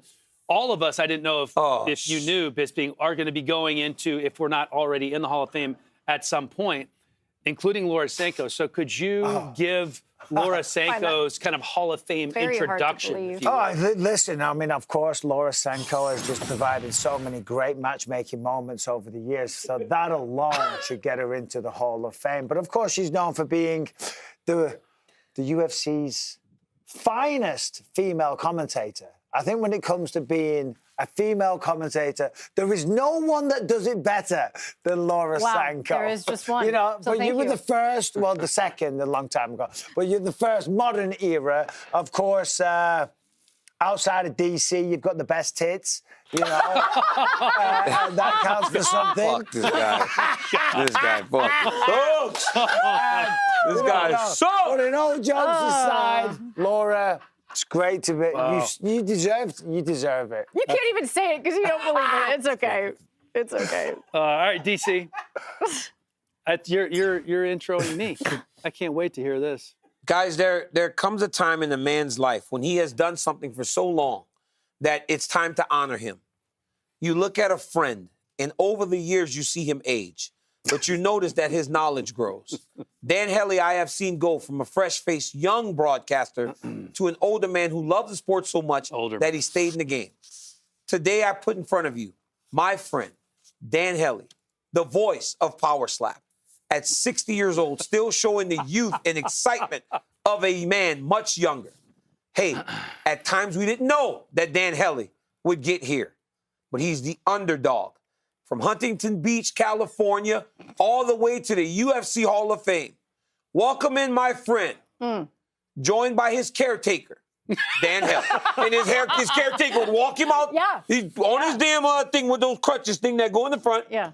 The tennis 60 balls. Dan, you're from Huntington Beach? No, he didn't even get my hometown. He lives there. No, I don't. He live in doesn't. Manhattan Beach. Redondo Beach. I didn't know that we were going to turn these. I didn't know that we were going to turn these into roasts. So I actually took this seriously, and I need some music. That's generally what you do. This is going to be moving. And I wrote this down. We're gathered here to celebrate and commemorate greatness in our sport.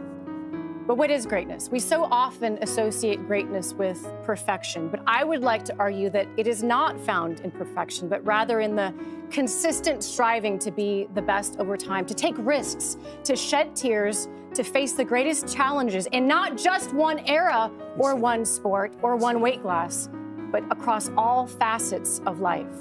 Daniel Cormier is the embodiment of what it means to be great in our sport. Oh, he's a body. He is a two-division UFC champion, the first to have title defenses in 2 divisions.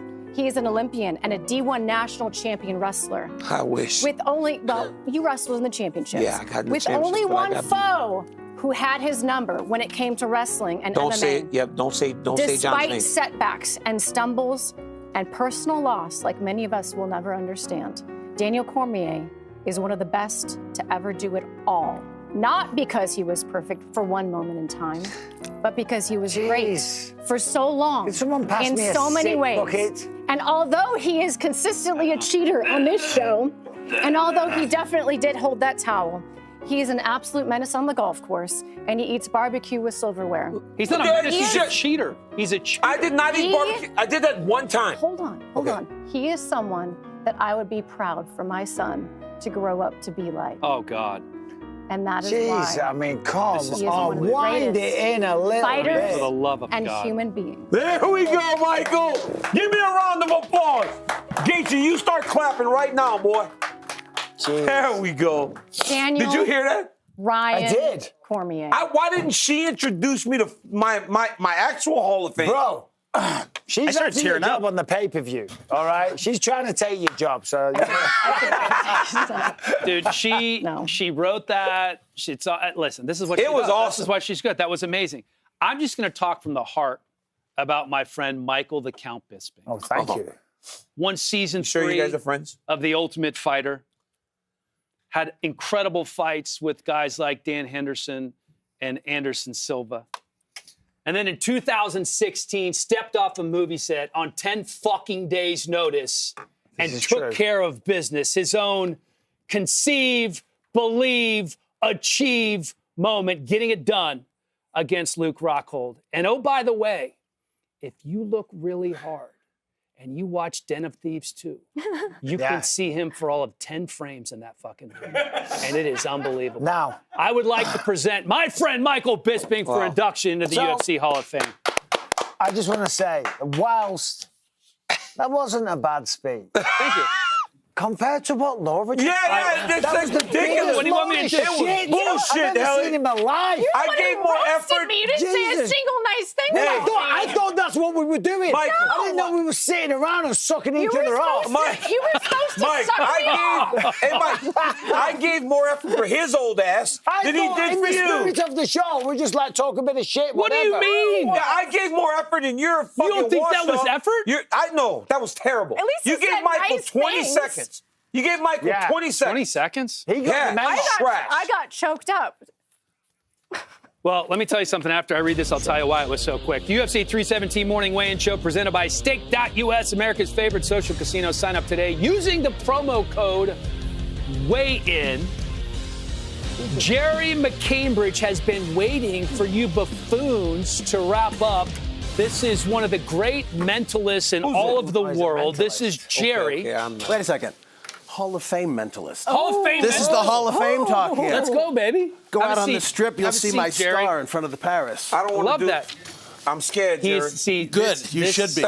This is what he does. He begs out of all controversial He moments. can see the fakeness behind the niceness, Jerry, sink your teeth in to this over here, right? To him? Yeah. I can sink my teeth into any of them. All right, let's go. I work with all. Do him? Yeah, do Bisping. Why would I start with him? Because he's like the most hard to crack. Okay, so. Did you see the way he's See his diverting? deflecting? Yeah. Yeah. Like, I'm scared. Do him first. He's closer. I'll do you all. Okay. Okay, we'll start with you. Sure. So first off, do you guys know what a mentalist is? Sort of. I believe so. Tell me. Tell me. Yeah, someone that kind of reads through people's BS and kind of. Then there's a lot of that going on here right now. A lot of that. Yeah. But yeah, read through people's BS, read through signs, work psychologically with you. Can I try something with you? Please. You want to stand up? I'll stand. What the hell are all these Snickers wrappers? Yeah, sure. I've been very honest about that. I said I had 3 when I came back from the bathroom. Okay. You're going to have to try harder than that to catch me out. No, I'm just wondering. Croissants. I need to know who's high on sugar so I can readjust my. I'm high on life. Okay. And with that being said, I don't want to fold my arms. That's a very defensive posture. Oh, I've already started to read you many times over, so you're done. So this is Vegas. I have a show in Vegas at Planet Hollywood for the last 20 years, Hall of Famer. Yes. Let's do something with a little tiny die. Take the die. Now, first, all of you tell the audience and the people that are watching, we did not set any of this up. We did not. We did Zero. not. The first time Legit. I'm walking out and Never seeing you seen this guys, before. nothing has been prearranged. So put your hands behind your back. Yes, sir. You're going to hide the die in one of your 2 hands. Okay. Secretively, so nobody knows where it is. And then you're going to bring your hands out and stand like that. So you get whatever position you want to get yourself in, where you're comfortable. Yep. Now, are you helping him? Are you taking No, the I'm just die? moving this so he doesn't fall. Oh, okay, I'm just moving this so he doesn't fall. Okay. You want to move the chair out of Yeah, the way? no, it's fine, it's fine. So am I presenting my hands to you? Yeah, you're presenting your hands to the camera. You're gonna Okay. like that. Okay. Okay, so the deal is for me to figure things out. Mm-hmm. And something that seems simple, like left or right, 2 to 1, gets more complicated as we go along. So hold your hands up. Now, one of the things that I specialize in is observation. I constantly watch everything that people do, and you don't realize. It's kind of like being a detective. My father was a New York City detective, so I learned this. So hold your hands out. Nice. You're a right-handed person, aren't you? Shoulders are getting tired. And you're a champion? Used to be. I'm old. Okay, so you're a right-handed person, aren't you? Yes or no? No, Oh, okay, because I put the die out and you reached out with your right hand and grabbed it. I'm left-handed. Well, that tells me a lot. So if he grabbed it with the right hand, he's going to put his hands behind his back, statistically, I deal a lot with statistics. He's going to put his hands behind his back. He's going to think, this feels awkward. He's going to switch it to his left hand. But then his brain is going to think, he probably knows I'm going to switch it. And he switches it back. So based on everything that I just observed, I'm going to say you hit it in this hand. Just open the hand that contains the die. And there it is. Now you are totally predictable and readable. Now take this, put it behind your back. You're absolutely right. That's why I'm on the show. But I'm really not that deep. I was just like, just grab the dice. So doing it once, 2-to-1. Doing it twice, the statistics start to build because I'm doing it 2 times in a row. So hide it in one of your 2 hands, bring your 2 hands up. And it's okay, it's getting warm. Well, now that we know that hand is empty, you picked up the microphone. Put me to the test. What the hell? What do you want me to do? See, it was the chocolate. It's the Snickers. Spread your hands out. Oh, my. First time around, he hit it in his hand over here. Second time around is always going to be the same as the first time around, which is going to be over here, which he did because he picked up the mic with that hand. But now that he put his hands behind his back, this is technically the third time around, so he's not going to go here. He's going to go over here. I'm going to say it's over there. Open the door. Mike is so predictable. I mean, this is like a 50-50 shot. Like, absolutely. No. Hold on. He could never have gotten you that time. Can I just say something, DC? He could never have gotten This is not an insult on me. It's how great this man here is. Yeah. So just have a bit of respect for the brilliance that you're observing. Thank you. Yeah, it's quite all right, sir. You wouldn't have got me that 3 times. Can you just make him look like an absolute He would have never got me 3 times, I'll tell you that much. I'm going to get his ass. Do we want to play the same game or do you want to do a different game? Okay. Talk to me. My turn. You got the die? Yeah. Okay, I'm going to turn around and look at these 2 fine gentlemen over here. You're going to put the die on top. You can put it like over here so the camera can catch it. Okay. But you're going to put whatever number you want face up and then cover it up. So 50-50, no. Now it's 1 and 6. Okay. I'm going to turn around. You guys make sure I'm looking at you. Put the die wherever you want. Cover it with your 2 hands and tell me when you're ready.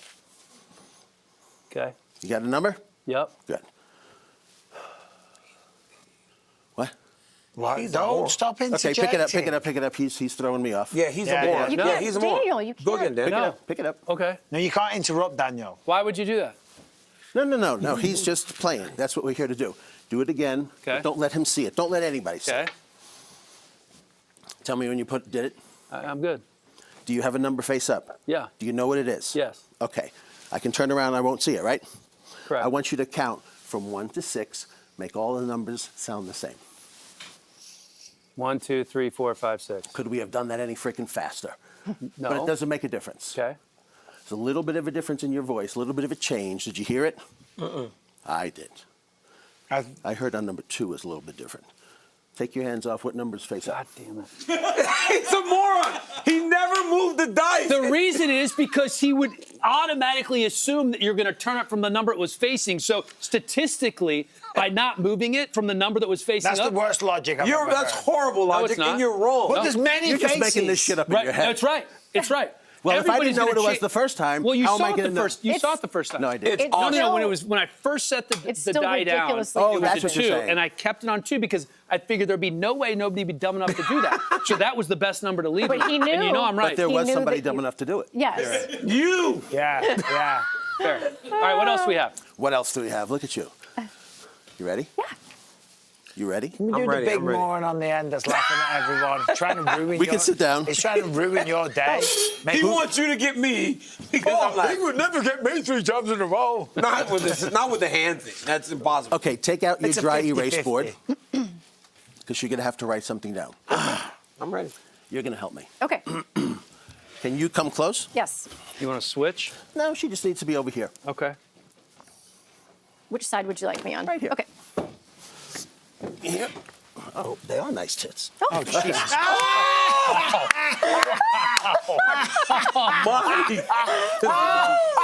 Jerry, Come on. knows what he's You doing. got to fit in, right? You are very observational. I'm telling you. Good job, Jerry. I didn't see you. I'm sorry.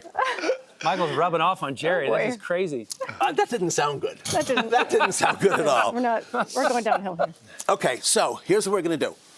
I don't know a lot about UFC. I'll be honest with you, okay? My son, who's here, knows everything about it, so I asked him to help me out. I asked him to give me a list of 100 UFC fighters. 100? 100. 100. So what I want you to do is you're going to think of a number between 1 and 100. It's going to be totally up to you. Oh, man. Okay? Now, It's can I easy. borrow somebody else's dry erase board? Yeah, go grab mine. Or I can get it. Just gotta think of a You got number, it? Daniel. I'll get it. I'll get it. So you're just going to think of a random number between 1 and 100. I'm giving you a second to think. I just want to point out that 50-50 is a 50-50. You've got a 1 in 100 chance of looking like a fool. Okay, so I'm going to jot something down. We'll call this a prediction. Okay. Okay? Nobody look at what I'm doing. Turn away.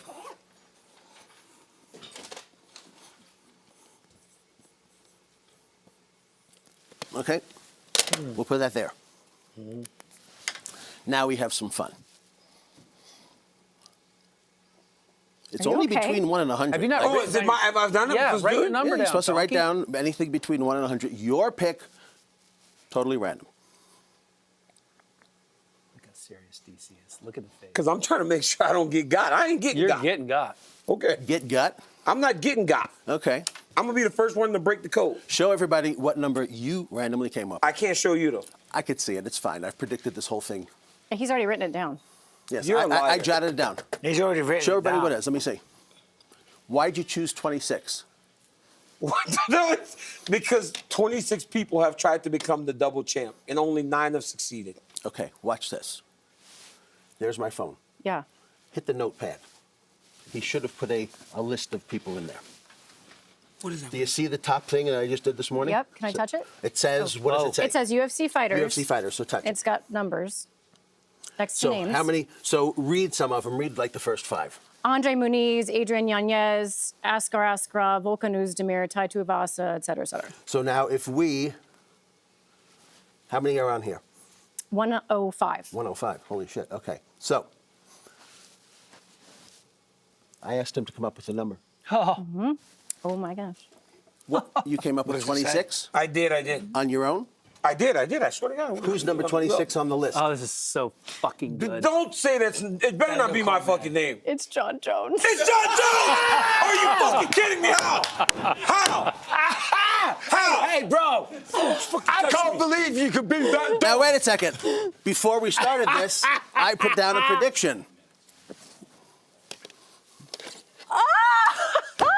John Jones! How? Because you're obsessed, bro.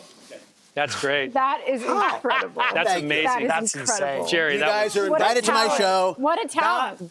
Last Was 20 years, incredible. Planet Hollywood. That was incredible. My heart was Thank beating you. so fast when I was that right was 26. really I was quite.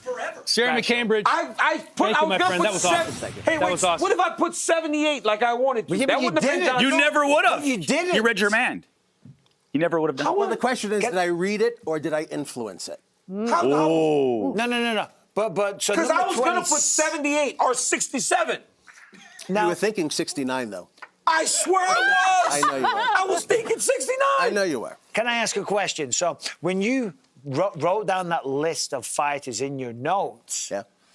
what influenced you to write John Jones at 26? Or was that just you want completely me to be random? honest with you? Because how's he meant to know what That's you what I'm saying. The order. Do you want me to be honest with you? I'd like you This to be. morning, between my son and ChatGPT, I came up with a random list. Okay. Yeah, That's yeah, it. sure. And I took the list and just put it in the notepad. So how? But how does it happen to happen? How is he in tune with your? Why would he do? How are we aligned? not gonna- Is what I want to know. How are you and I aligned? It's the universe, It brother. is. We are all cosmically This is so intertwined. crazy. Yeah, Jerry's not going to share that with you. I swear, I started to write a 7, and then I Yeah. just went 2-6. Bro, can you imagine he had what? Or maybe he went. Maybe. What dice it was in? I'm such a fool. Dude, he just read your What number? mind. You So let me got ask you John this. Jones on What's the number brain 67? If I would have picked 67, who would Did you you have look at said? I didn't know. 67? I don't remember. I have no idea. Imagine if I'd have picked 67, I fucked up. But you didn't. Who's 66? 67 is Amir Albazi. See, I should have. That would have been a bad name. But the key is, I mean, If it's a I great would have picked fighter. 67, you didn't. But you didn't. No, but You also, didn't. if I would have picked 67, it would have been John Jones somehow. Yeah. I don't know how. There might It be would have been multiple John lists. Jones. That's crazy that it is random. We though. You guys have are to say intertwined goodbye like that. and thank you to Jerry. Can he Planet stay? Hollywood. Planet Hollywood every night, 7:30. That was That's awesome. for the last incredible. 20 years. Jerry, can you do Michael's ATM code. No. I'll do it with an account that has money. Do me one more time. Now do you? I got to get out of here. I got to get to my show. And by the way, Jerry, they're giving me that. We're going to bring you back in October, and you wrote a book? Oh, I wrote a book. Yes, I did. Pimp your book. Hold that thing up there. Oh, no. I was just going to do something with the book. Oh, okay. Making the Mentalist. Show it. It's called, Do the thing with the book, Jerry. Yeah. It's called. We'll give you a couple more minutes, please. Carrot Top. Can I do it? Oh, he can shut up. That's RJ. Carrot Top is All right. But look at his hair. Yeah, that's not real. Do it. Yeah, do it. What am I doing? Get her. Take out your phones. Okay. Okay. I'm Take all out in. your phones. Everybody take out. Yes. And everybody at home watching, because this is live, take out your phones. Okay. Get your We'll do phones out, something. people. Okay. So here's what you're going to do. Look through the book. Okay. Make sure that all the words are different, the pictures are different, the page numbers are different. Make sure that it's just my life story. Yeah, it's just a normal book. When I was born on Halloween. I was put in an orphanage, put up for adoption, was adopted. The book tells how I went from an orphanage to the Las Vegas Strip. Wow. It's kind of a cool story. We're in negotiations to turn that into a movie right now. Wow. What's an average size word for you guys? Average size word for DC? How many letters? How many letters? How many letters? 6. Okay. No. So open up to any page. Okay. Go ahead. Okay. Now, show me the page, because you see the chapter title? Yeah. Take a look at it. Yes. It's in big, bold letters. Yes. So it wouldn't be fair if we use that. Correct. Okay? So I want you to choose a word from the book text that's bigger than 6 letters. That's our challenge. Okay. Can't be in the chapter title. Okay. Is it in the text? Yes. Can you memorize the word? Yes. Actually, why don't you write it down there? Okay. And we're going to try something with you guys I have my first. eraser? Okay. Here, Oh, here. sorry. It's okay. We're going to try something with you guys first. Before you write it down, Okay. I just want you to focus on the first letter of the word. Okay. Focus really hard. I'm not going to try and get it. I'm going to leave it up to these 3. Look at her in the eyes. Okay. Okay. And what? She's just going to focus on one letter. She's focusing on just the first letter of the word. Okay? See if you can pick it up. I'll give you 5 seconds. 5. A, 4. B, No, you can't start yelling it. You got to wait. That'll take forever. Well, Okay. Get ready. Okay, so you wrote down a letter that you I think wrote it is? down a Write letter. down a letter that you think it is. I'm guessing. You can do it? Yeah, Well, I of guess. course you are, because you're not the mentalist. I am a mentalist in some ways. Come on, don't mess with the bit, please. Don't mess with the bit. Okay, so you've all made your predictions. Yes. Tell them the first letter of the word. N. N. Turn it around. L. You get an L. What'd you get? S. I had S. S. 2 S's. That's good. Well, you guys are sitting close to each other. No, because I thought of something. Take out your phones. I'm going to show you something. The letter N statistically comes up about 18% of the time, Okay. which is really interesting. I want you to go, and everybody at home do this too. Go to my Instagram page. What's your Not you. Instagram? Oh, okay. Vegas Mentalist. Oh, my God. At Vegas Mentalist. Good plug. Mom didn't raise no dummy. I know. It's like you were smart. When you're there, tell me that you're there. I'm here. And if you're at home, Jerry. go to Vegas Mentalist unless you're watching this on a delay Okay, feed. I'm watching. This will mean nothing to you. Vegas Mentalist. Are you there? Yeah, I Jeremy see it. Cambridge. Okay, stay right there. Are you there? Yeah. Are you there? I'm there. I'm here. I'm Okay, here. so Locked in. I actually did get the N an hour ago. If you're at home and you don't have an Instagram, I'm going to read it to you. It says Jerry McCambridge, longest running mentalism show in Las Vegas history.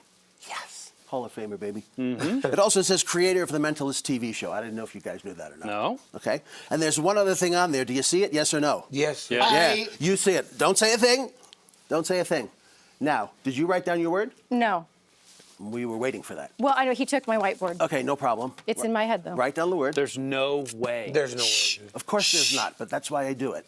This is crazy. She's still right. See, this is what we call in my business an open prediction. You guys are seeing the answer before I actually ask the question. Pretty amazing. And you at home should be looking at it as well on my Instagram page. That book that I wrote, 350 pages of words. Couple of hundred words per page. 117,000 total. You looked at the book and inspected it, right? We didn't set this up or prearrange this. No, I've never met you. This is not possible. Turn around and show the camera the word that you chose. I knew it! I knew it! I could tell how long she was writing.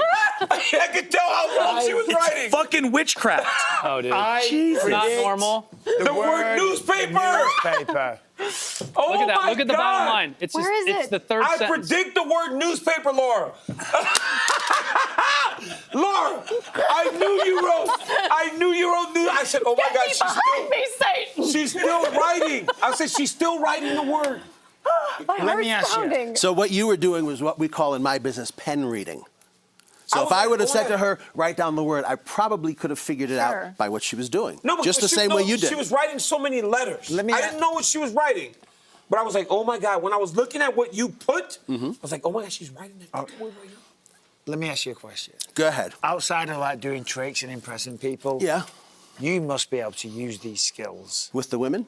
Well, No, with the women, with business, with betting. with just generally getting ahead in life. Stocks. Yeah, you must have a lot. You know what I'm saying? 6 children.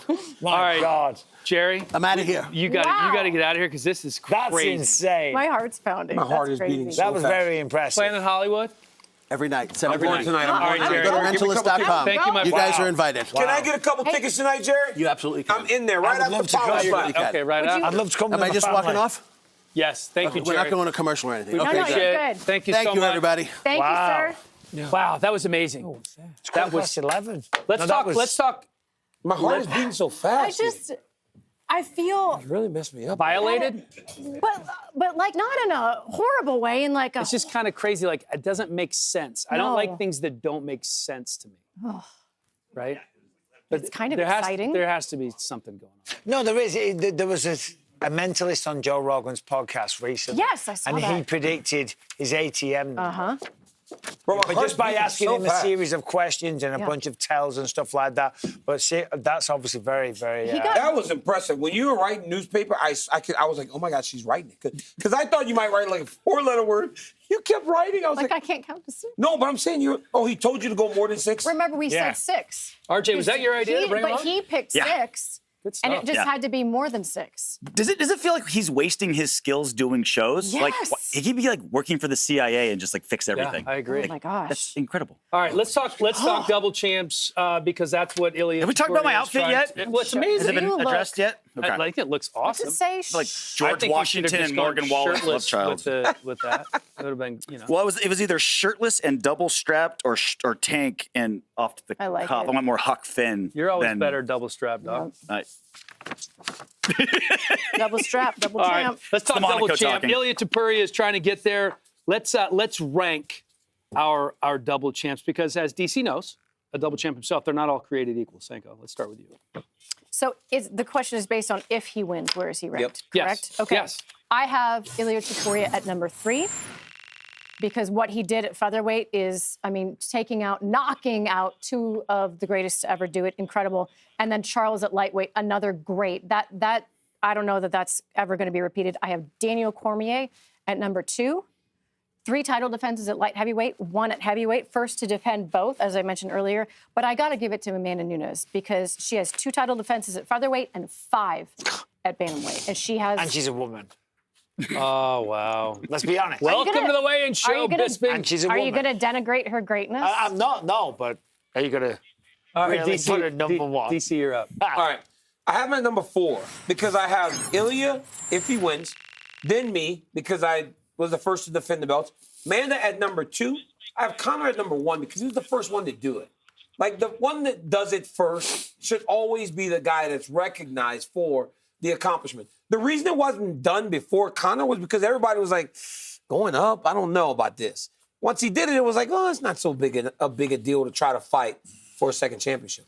Yeah, no, I agree. But I've got Topuria, sadly, and it kind of plays into what you said. I've got him at number 9 over Amanda Nunes. I only have Nunes at the bottom because the 45 division didn't really exist, Laura. But all the other people are ahead of them. They've all done it before, so it kind of takes away the specialness of it. Of course, George St. Pierre, the greatest of all time, and he choked me out to become a double champ, so there you go.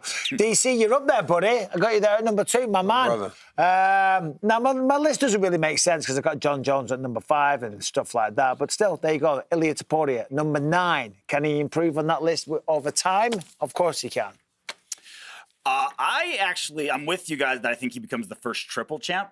ever. But I'm kind of like you. I have him outside the top 5 just because he just hasn't racked up the scalps yet. Yeah. Right? He has 2 incredible, amazing wins. And then a third one will be obviously incredible too. But everyone else, all these other double champs are either like the greatest of all time at one weight class or won a lot of great fights at multiple weight classes. Yeah. He's just young. He's just too new. That's all it is. No, of course, exactly. He's just getting started. That's the only reason. And longevity to the is a big points part of it. before, it's been done many times now, so it doesn't put you at the top of the list. Yeah. You know. Guys, you ready for a message from DraftKings once again? No. Yes, Our good please. friends? Always. Let's listen. There are tons of ways to bet on the big fight with DraftKings Sportsbook. So many, I'm going to try to name them all before this guy taps out. Bet on submission props, spreads, same-game parlays. You can also bet live, over-unders, futures. Hang in there. Only about a dozen left. New customers bet $5 and get $150 instantly in bonus bets. DraftKings, the best place to bet UFC. Double chance victories, takedowns landed, knockout props. So many bet types, right?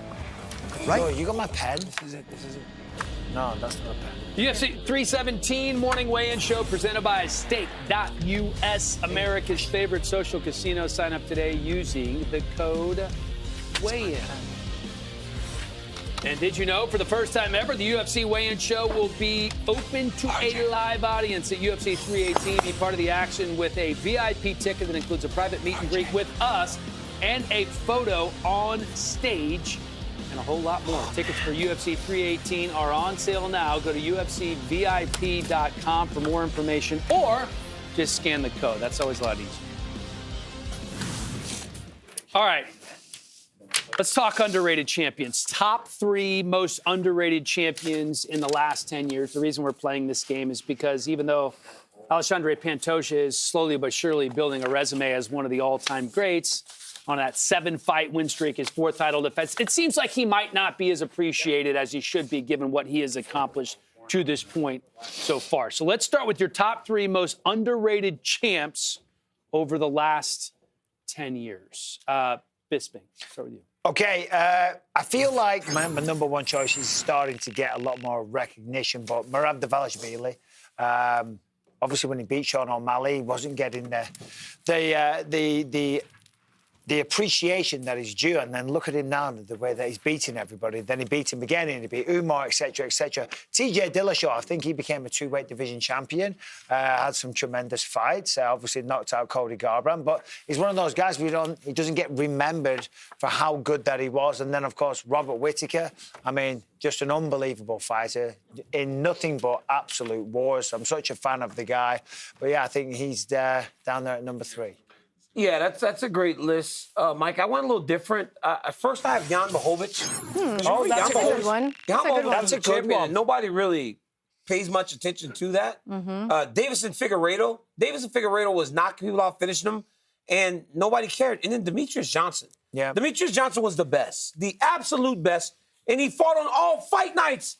His title fights were actually on live television, and still people didn't seem to care. I don't think we respected or appreciated the greatness of Demetrius Johnson when we had him. So those are my 3. Davison Figueiredo, Jan Blachowicz, and Demetrius Johnson. But you could put anyone 25-pound champion. That's what happens at that weight class. They are just underappreciated. That's a good list. It is a good list. It is a good list. Those are great choices.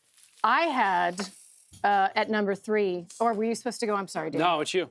At number 3, I had Aljamain Sterling. I still think, even though it's like in one breath, people will say he's one of the best. You know, if you have a top 5 bantamweights, he's going to be on there. And yet it's like there's still not this level of respect that there should be. Alexandre Pantoja has to be on this list, in my opinion, because literally I Googled, top flyweight, top 5 flyweight champions. Obviously, I expected Demetrius Johnson to be on there. Number of articles, not a single one. Really? Mentioned Alexandre Pantoja. Who were the other 5? Benavidez and... That's so crazy. Cejudo. Yes, Cejudo. Right, and I was like, what? This guy is looking for his 4th title defense. That's absolutely crazy to me. And number 1, Tyron Woodley. Did you remember? I mean, Tyron Woodley did not get respect. It was no respect. Terrible. Remember when he fought Darren Till? People thought Darren Till could actually beat him. And he just mollywopped him. It was easy. Literally one of the best welterweight champs. Yeah, of all time. He gets a lot of respect from himself. All right, I'll be quick on my list since I have a lot of the same that you guys have. The one that's different for me is, and we changed this. Tyron Woodley was on there, but I actually had Dricus because I still feel like because of Dricus's fighting style, that he's not as appreciated as much as he should be. And why are you shitting on my list? Because that's a terrible choice. Just like, can I be honest with you? When we did that moment, I swear to God, I'm a mentalist. Me, Laura, and Mike wrote down what we thought yours would be, and we guarantee it was Ronda Rousey getting knocked out by a man to do this. Like, we're a mentalist. We literally took a pool. What do you guys think Helly's pick is? And everybody said Amanda beating Ronda Rousey. And you actually did it. It was like a 99% chance that that's what you would do. And now you pick Dricus as underrated, which is so ridiculous. So every time we try to let you in like one of us, you fucking do something like that. Like one of us. Oh, dear. DC, you have a little something you want to talk about for the show in New Orleans? Oh, yes. Yes. Can I talk? Hey, people, all my people in New Orleans, listen, we're coming with the weigh-in show. So all this fun that we're having, remember, on the road, we bring restaurants where the owner or the manager gets to come and feed the crew. Let's show out New Orleans. So all New Orleans restaurants, I want you to message me, whether it's on X or Instagram. Tell me that you're into doing the weigh-in show. We will put your restaurant on the show. We will interview the owner or the manager, and we ready to blow y'all up. But I want somebody with some good gumbo. We need crawfish étouffée. We might need a little crawfish ball. We want some red beans and rice, fried chicken, beignets.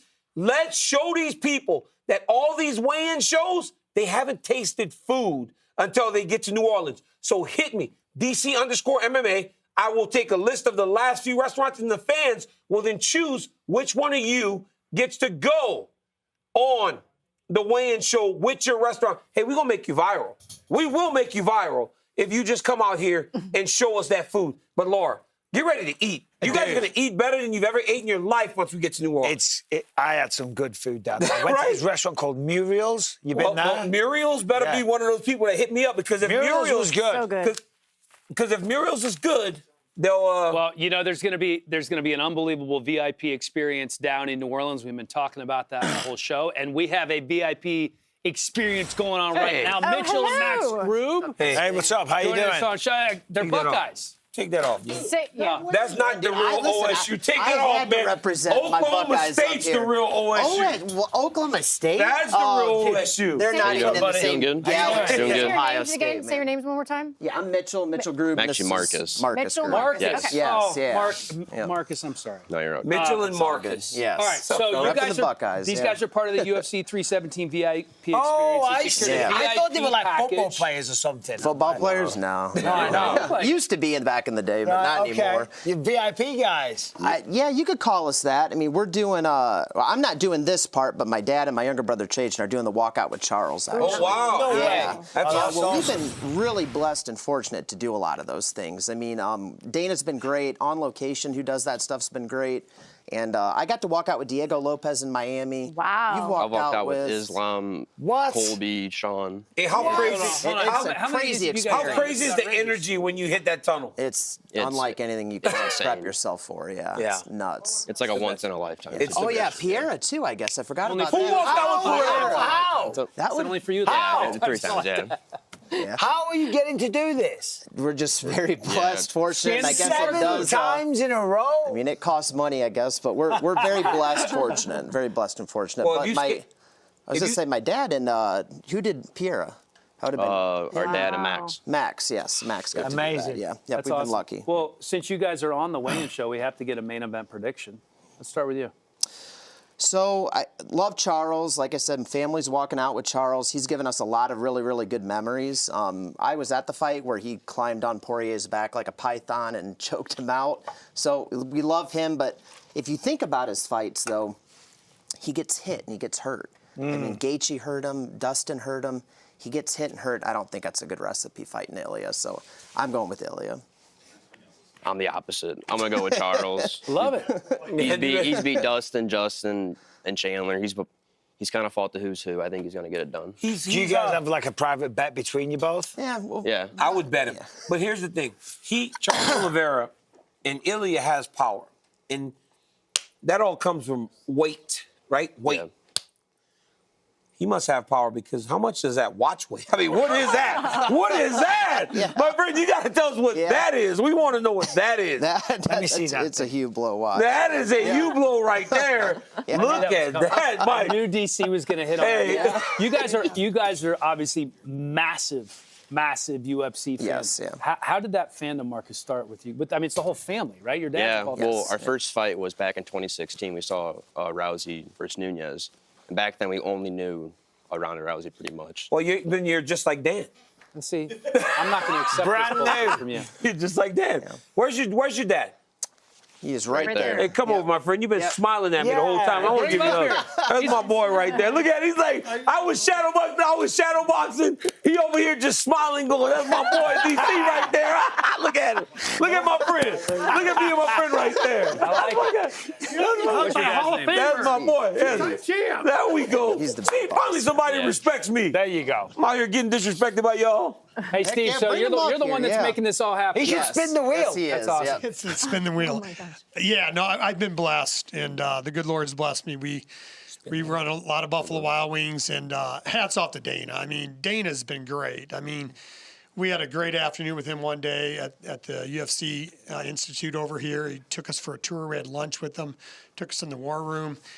You know, when you ask Dana something, he just gets it done. Yeah, he's the man. And I'm just a huge fan. And because I asked him, why would you spend the afternoon with us when you know presidents and world leaders and Hall of Famers like you guys? And he said, well, you guys are just huge fans and you do it with your boys. He gets it. So my boys are probably hating me because I'm taking over for No, it's all good. Hey, listen, we do it for the experience. We do. The VIP experience is the VIP experience. Which one of y'all want to spin the wheel?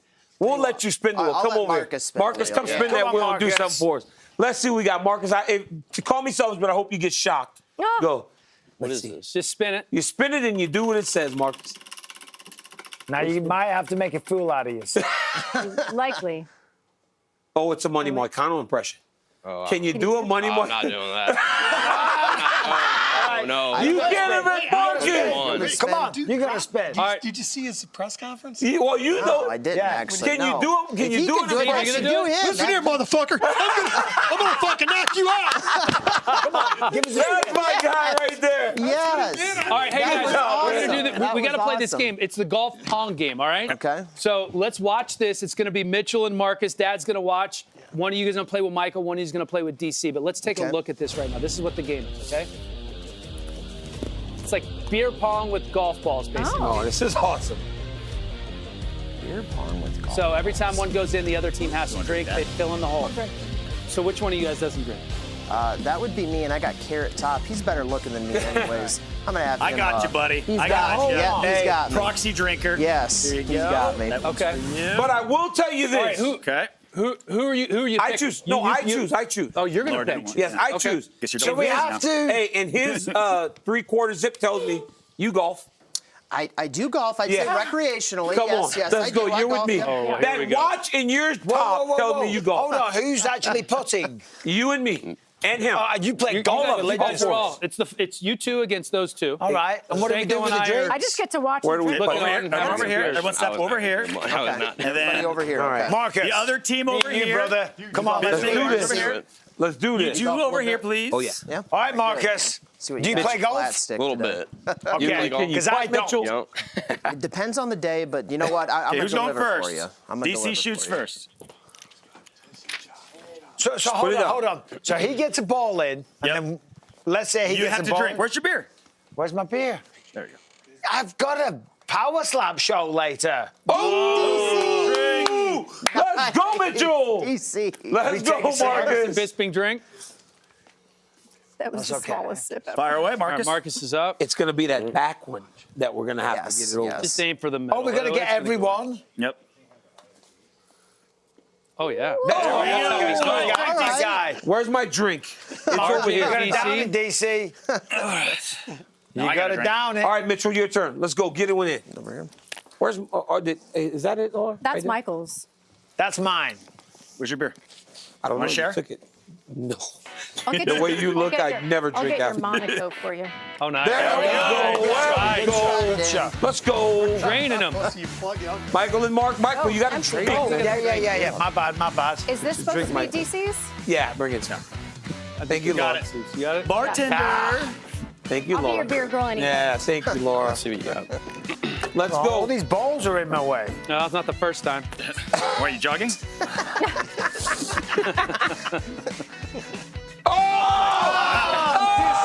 Terrible. Trash! Wow. Hey, Mike, pull your dress down, man. Get it to the hole. Pull that skirt down, Michael. Tuck those balls Typically, away. I gave it too much. I'm like, I'll pull it back a bit. Too much power. Oh, no, it's too much power. We were wanting that last Fill one. it up, Get that one RJ. out the way. Drink, you two. Oh, no. Come on, Marcus. You got to push We're that. going to get our asses whooped here. Oh, sorry, buddy. Feel like you're going to have to carry this team, Marcus. This guy can get hot with the flat stick. Yeah, there's no doubt. I just need one practice. I've got it now. I didn't realize that. There you go. I thought it was out. There we go. I thought it was out. Drink, DC. Drink up, RJ. I thought it was out. Let me just have a practice shot. No. Oh my God, this is Maybe Oh, my interesting. God. All right, here we go. I got it. You know the birthplace of golf is in the UK. Come on, baby. But I'm not a boring nerd. And we're in, Michael. Give me another drink. All right. Crunching them. Get a drink, gonna drink Michael. it. We're going 5 to 5. Crunching them. Six. We hit it with a baby, few body baby. shots. Now it's time to go up top. Exactly. Right to the head. Brought the head down. Watch this putt. Watch this putt. Thank you. Yeah. That's your home. Are you too good for your home? Okay. Two more. Just tap it in. Tap it in. A little tap, A little tap. tap, tap. It's all in the hips. Get up there, get up! I'm short. Ah, Good. I left it short. Me and you, brother. We got this. Oh, we I got left it this. short. Can you believe Big that? comeback. Come on, Marcus. Marcus got scared. Come on, Mitchell. Mitchell, We need this, Mitch. don't let it up. There's a lot of pressure here, Mitchell. The whole world's watching. Under pressure. Drink. You stepped up there with a lot of confidence, Mitch. He stepped up there with a lot of confidence, didn't he?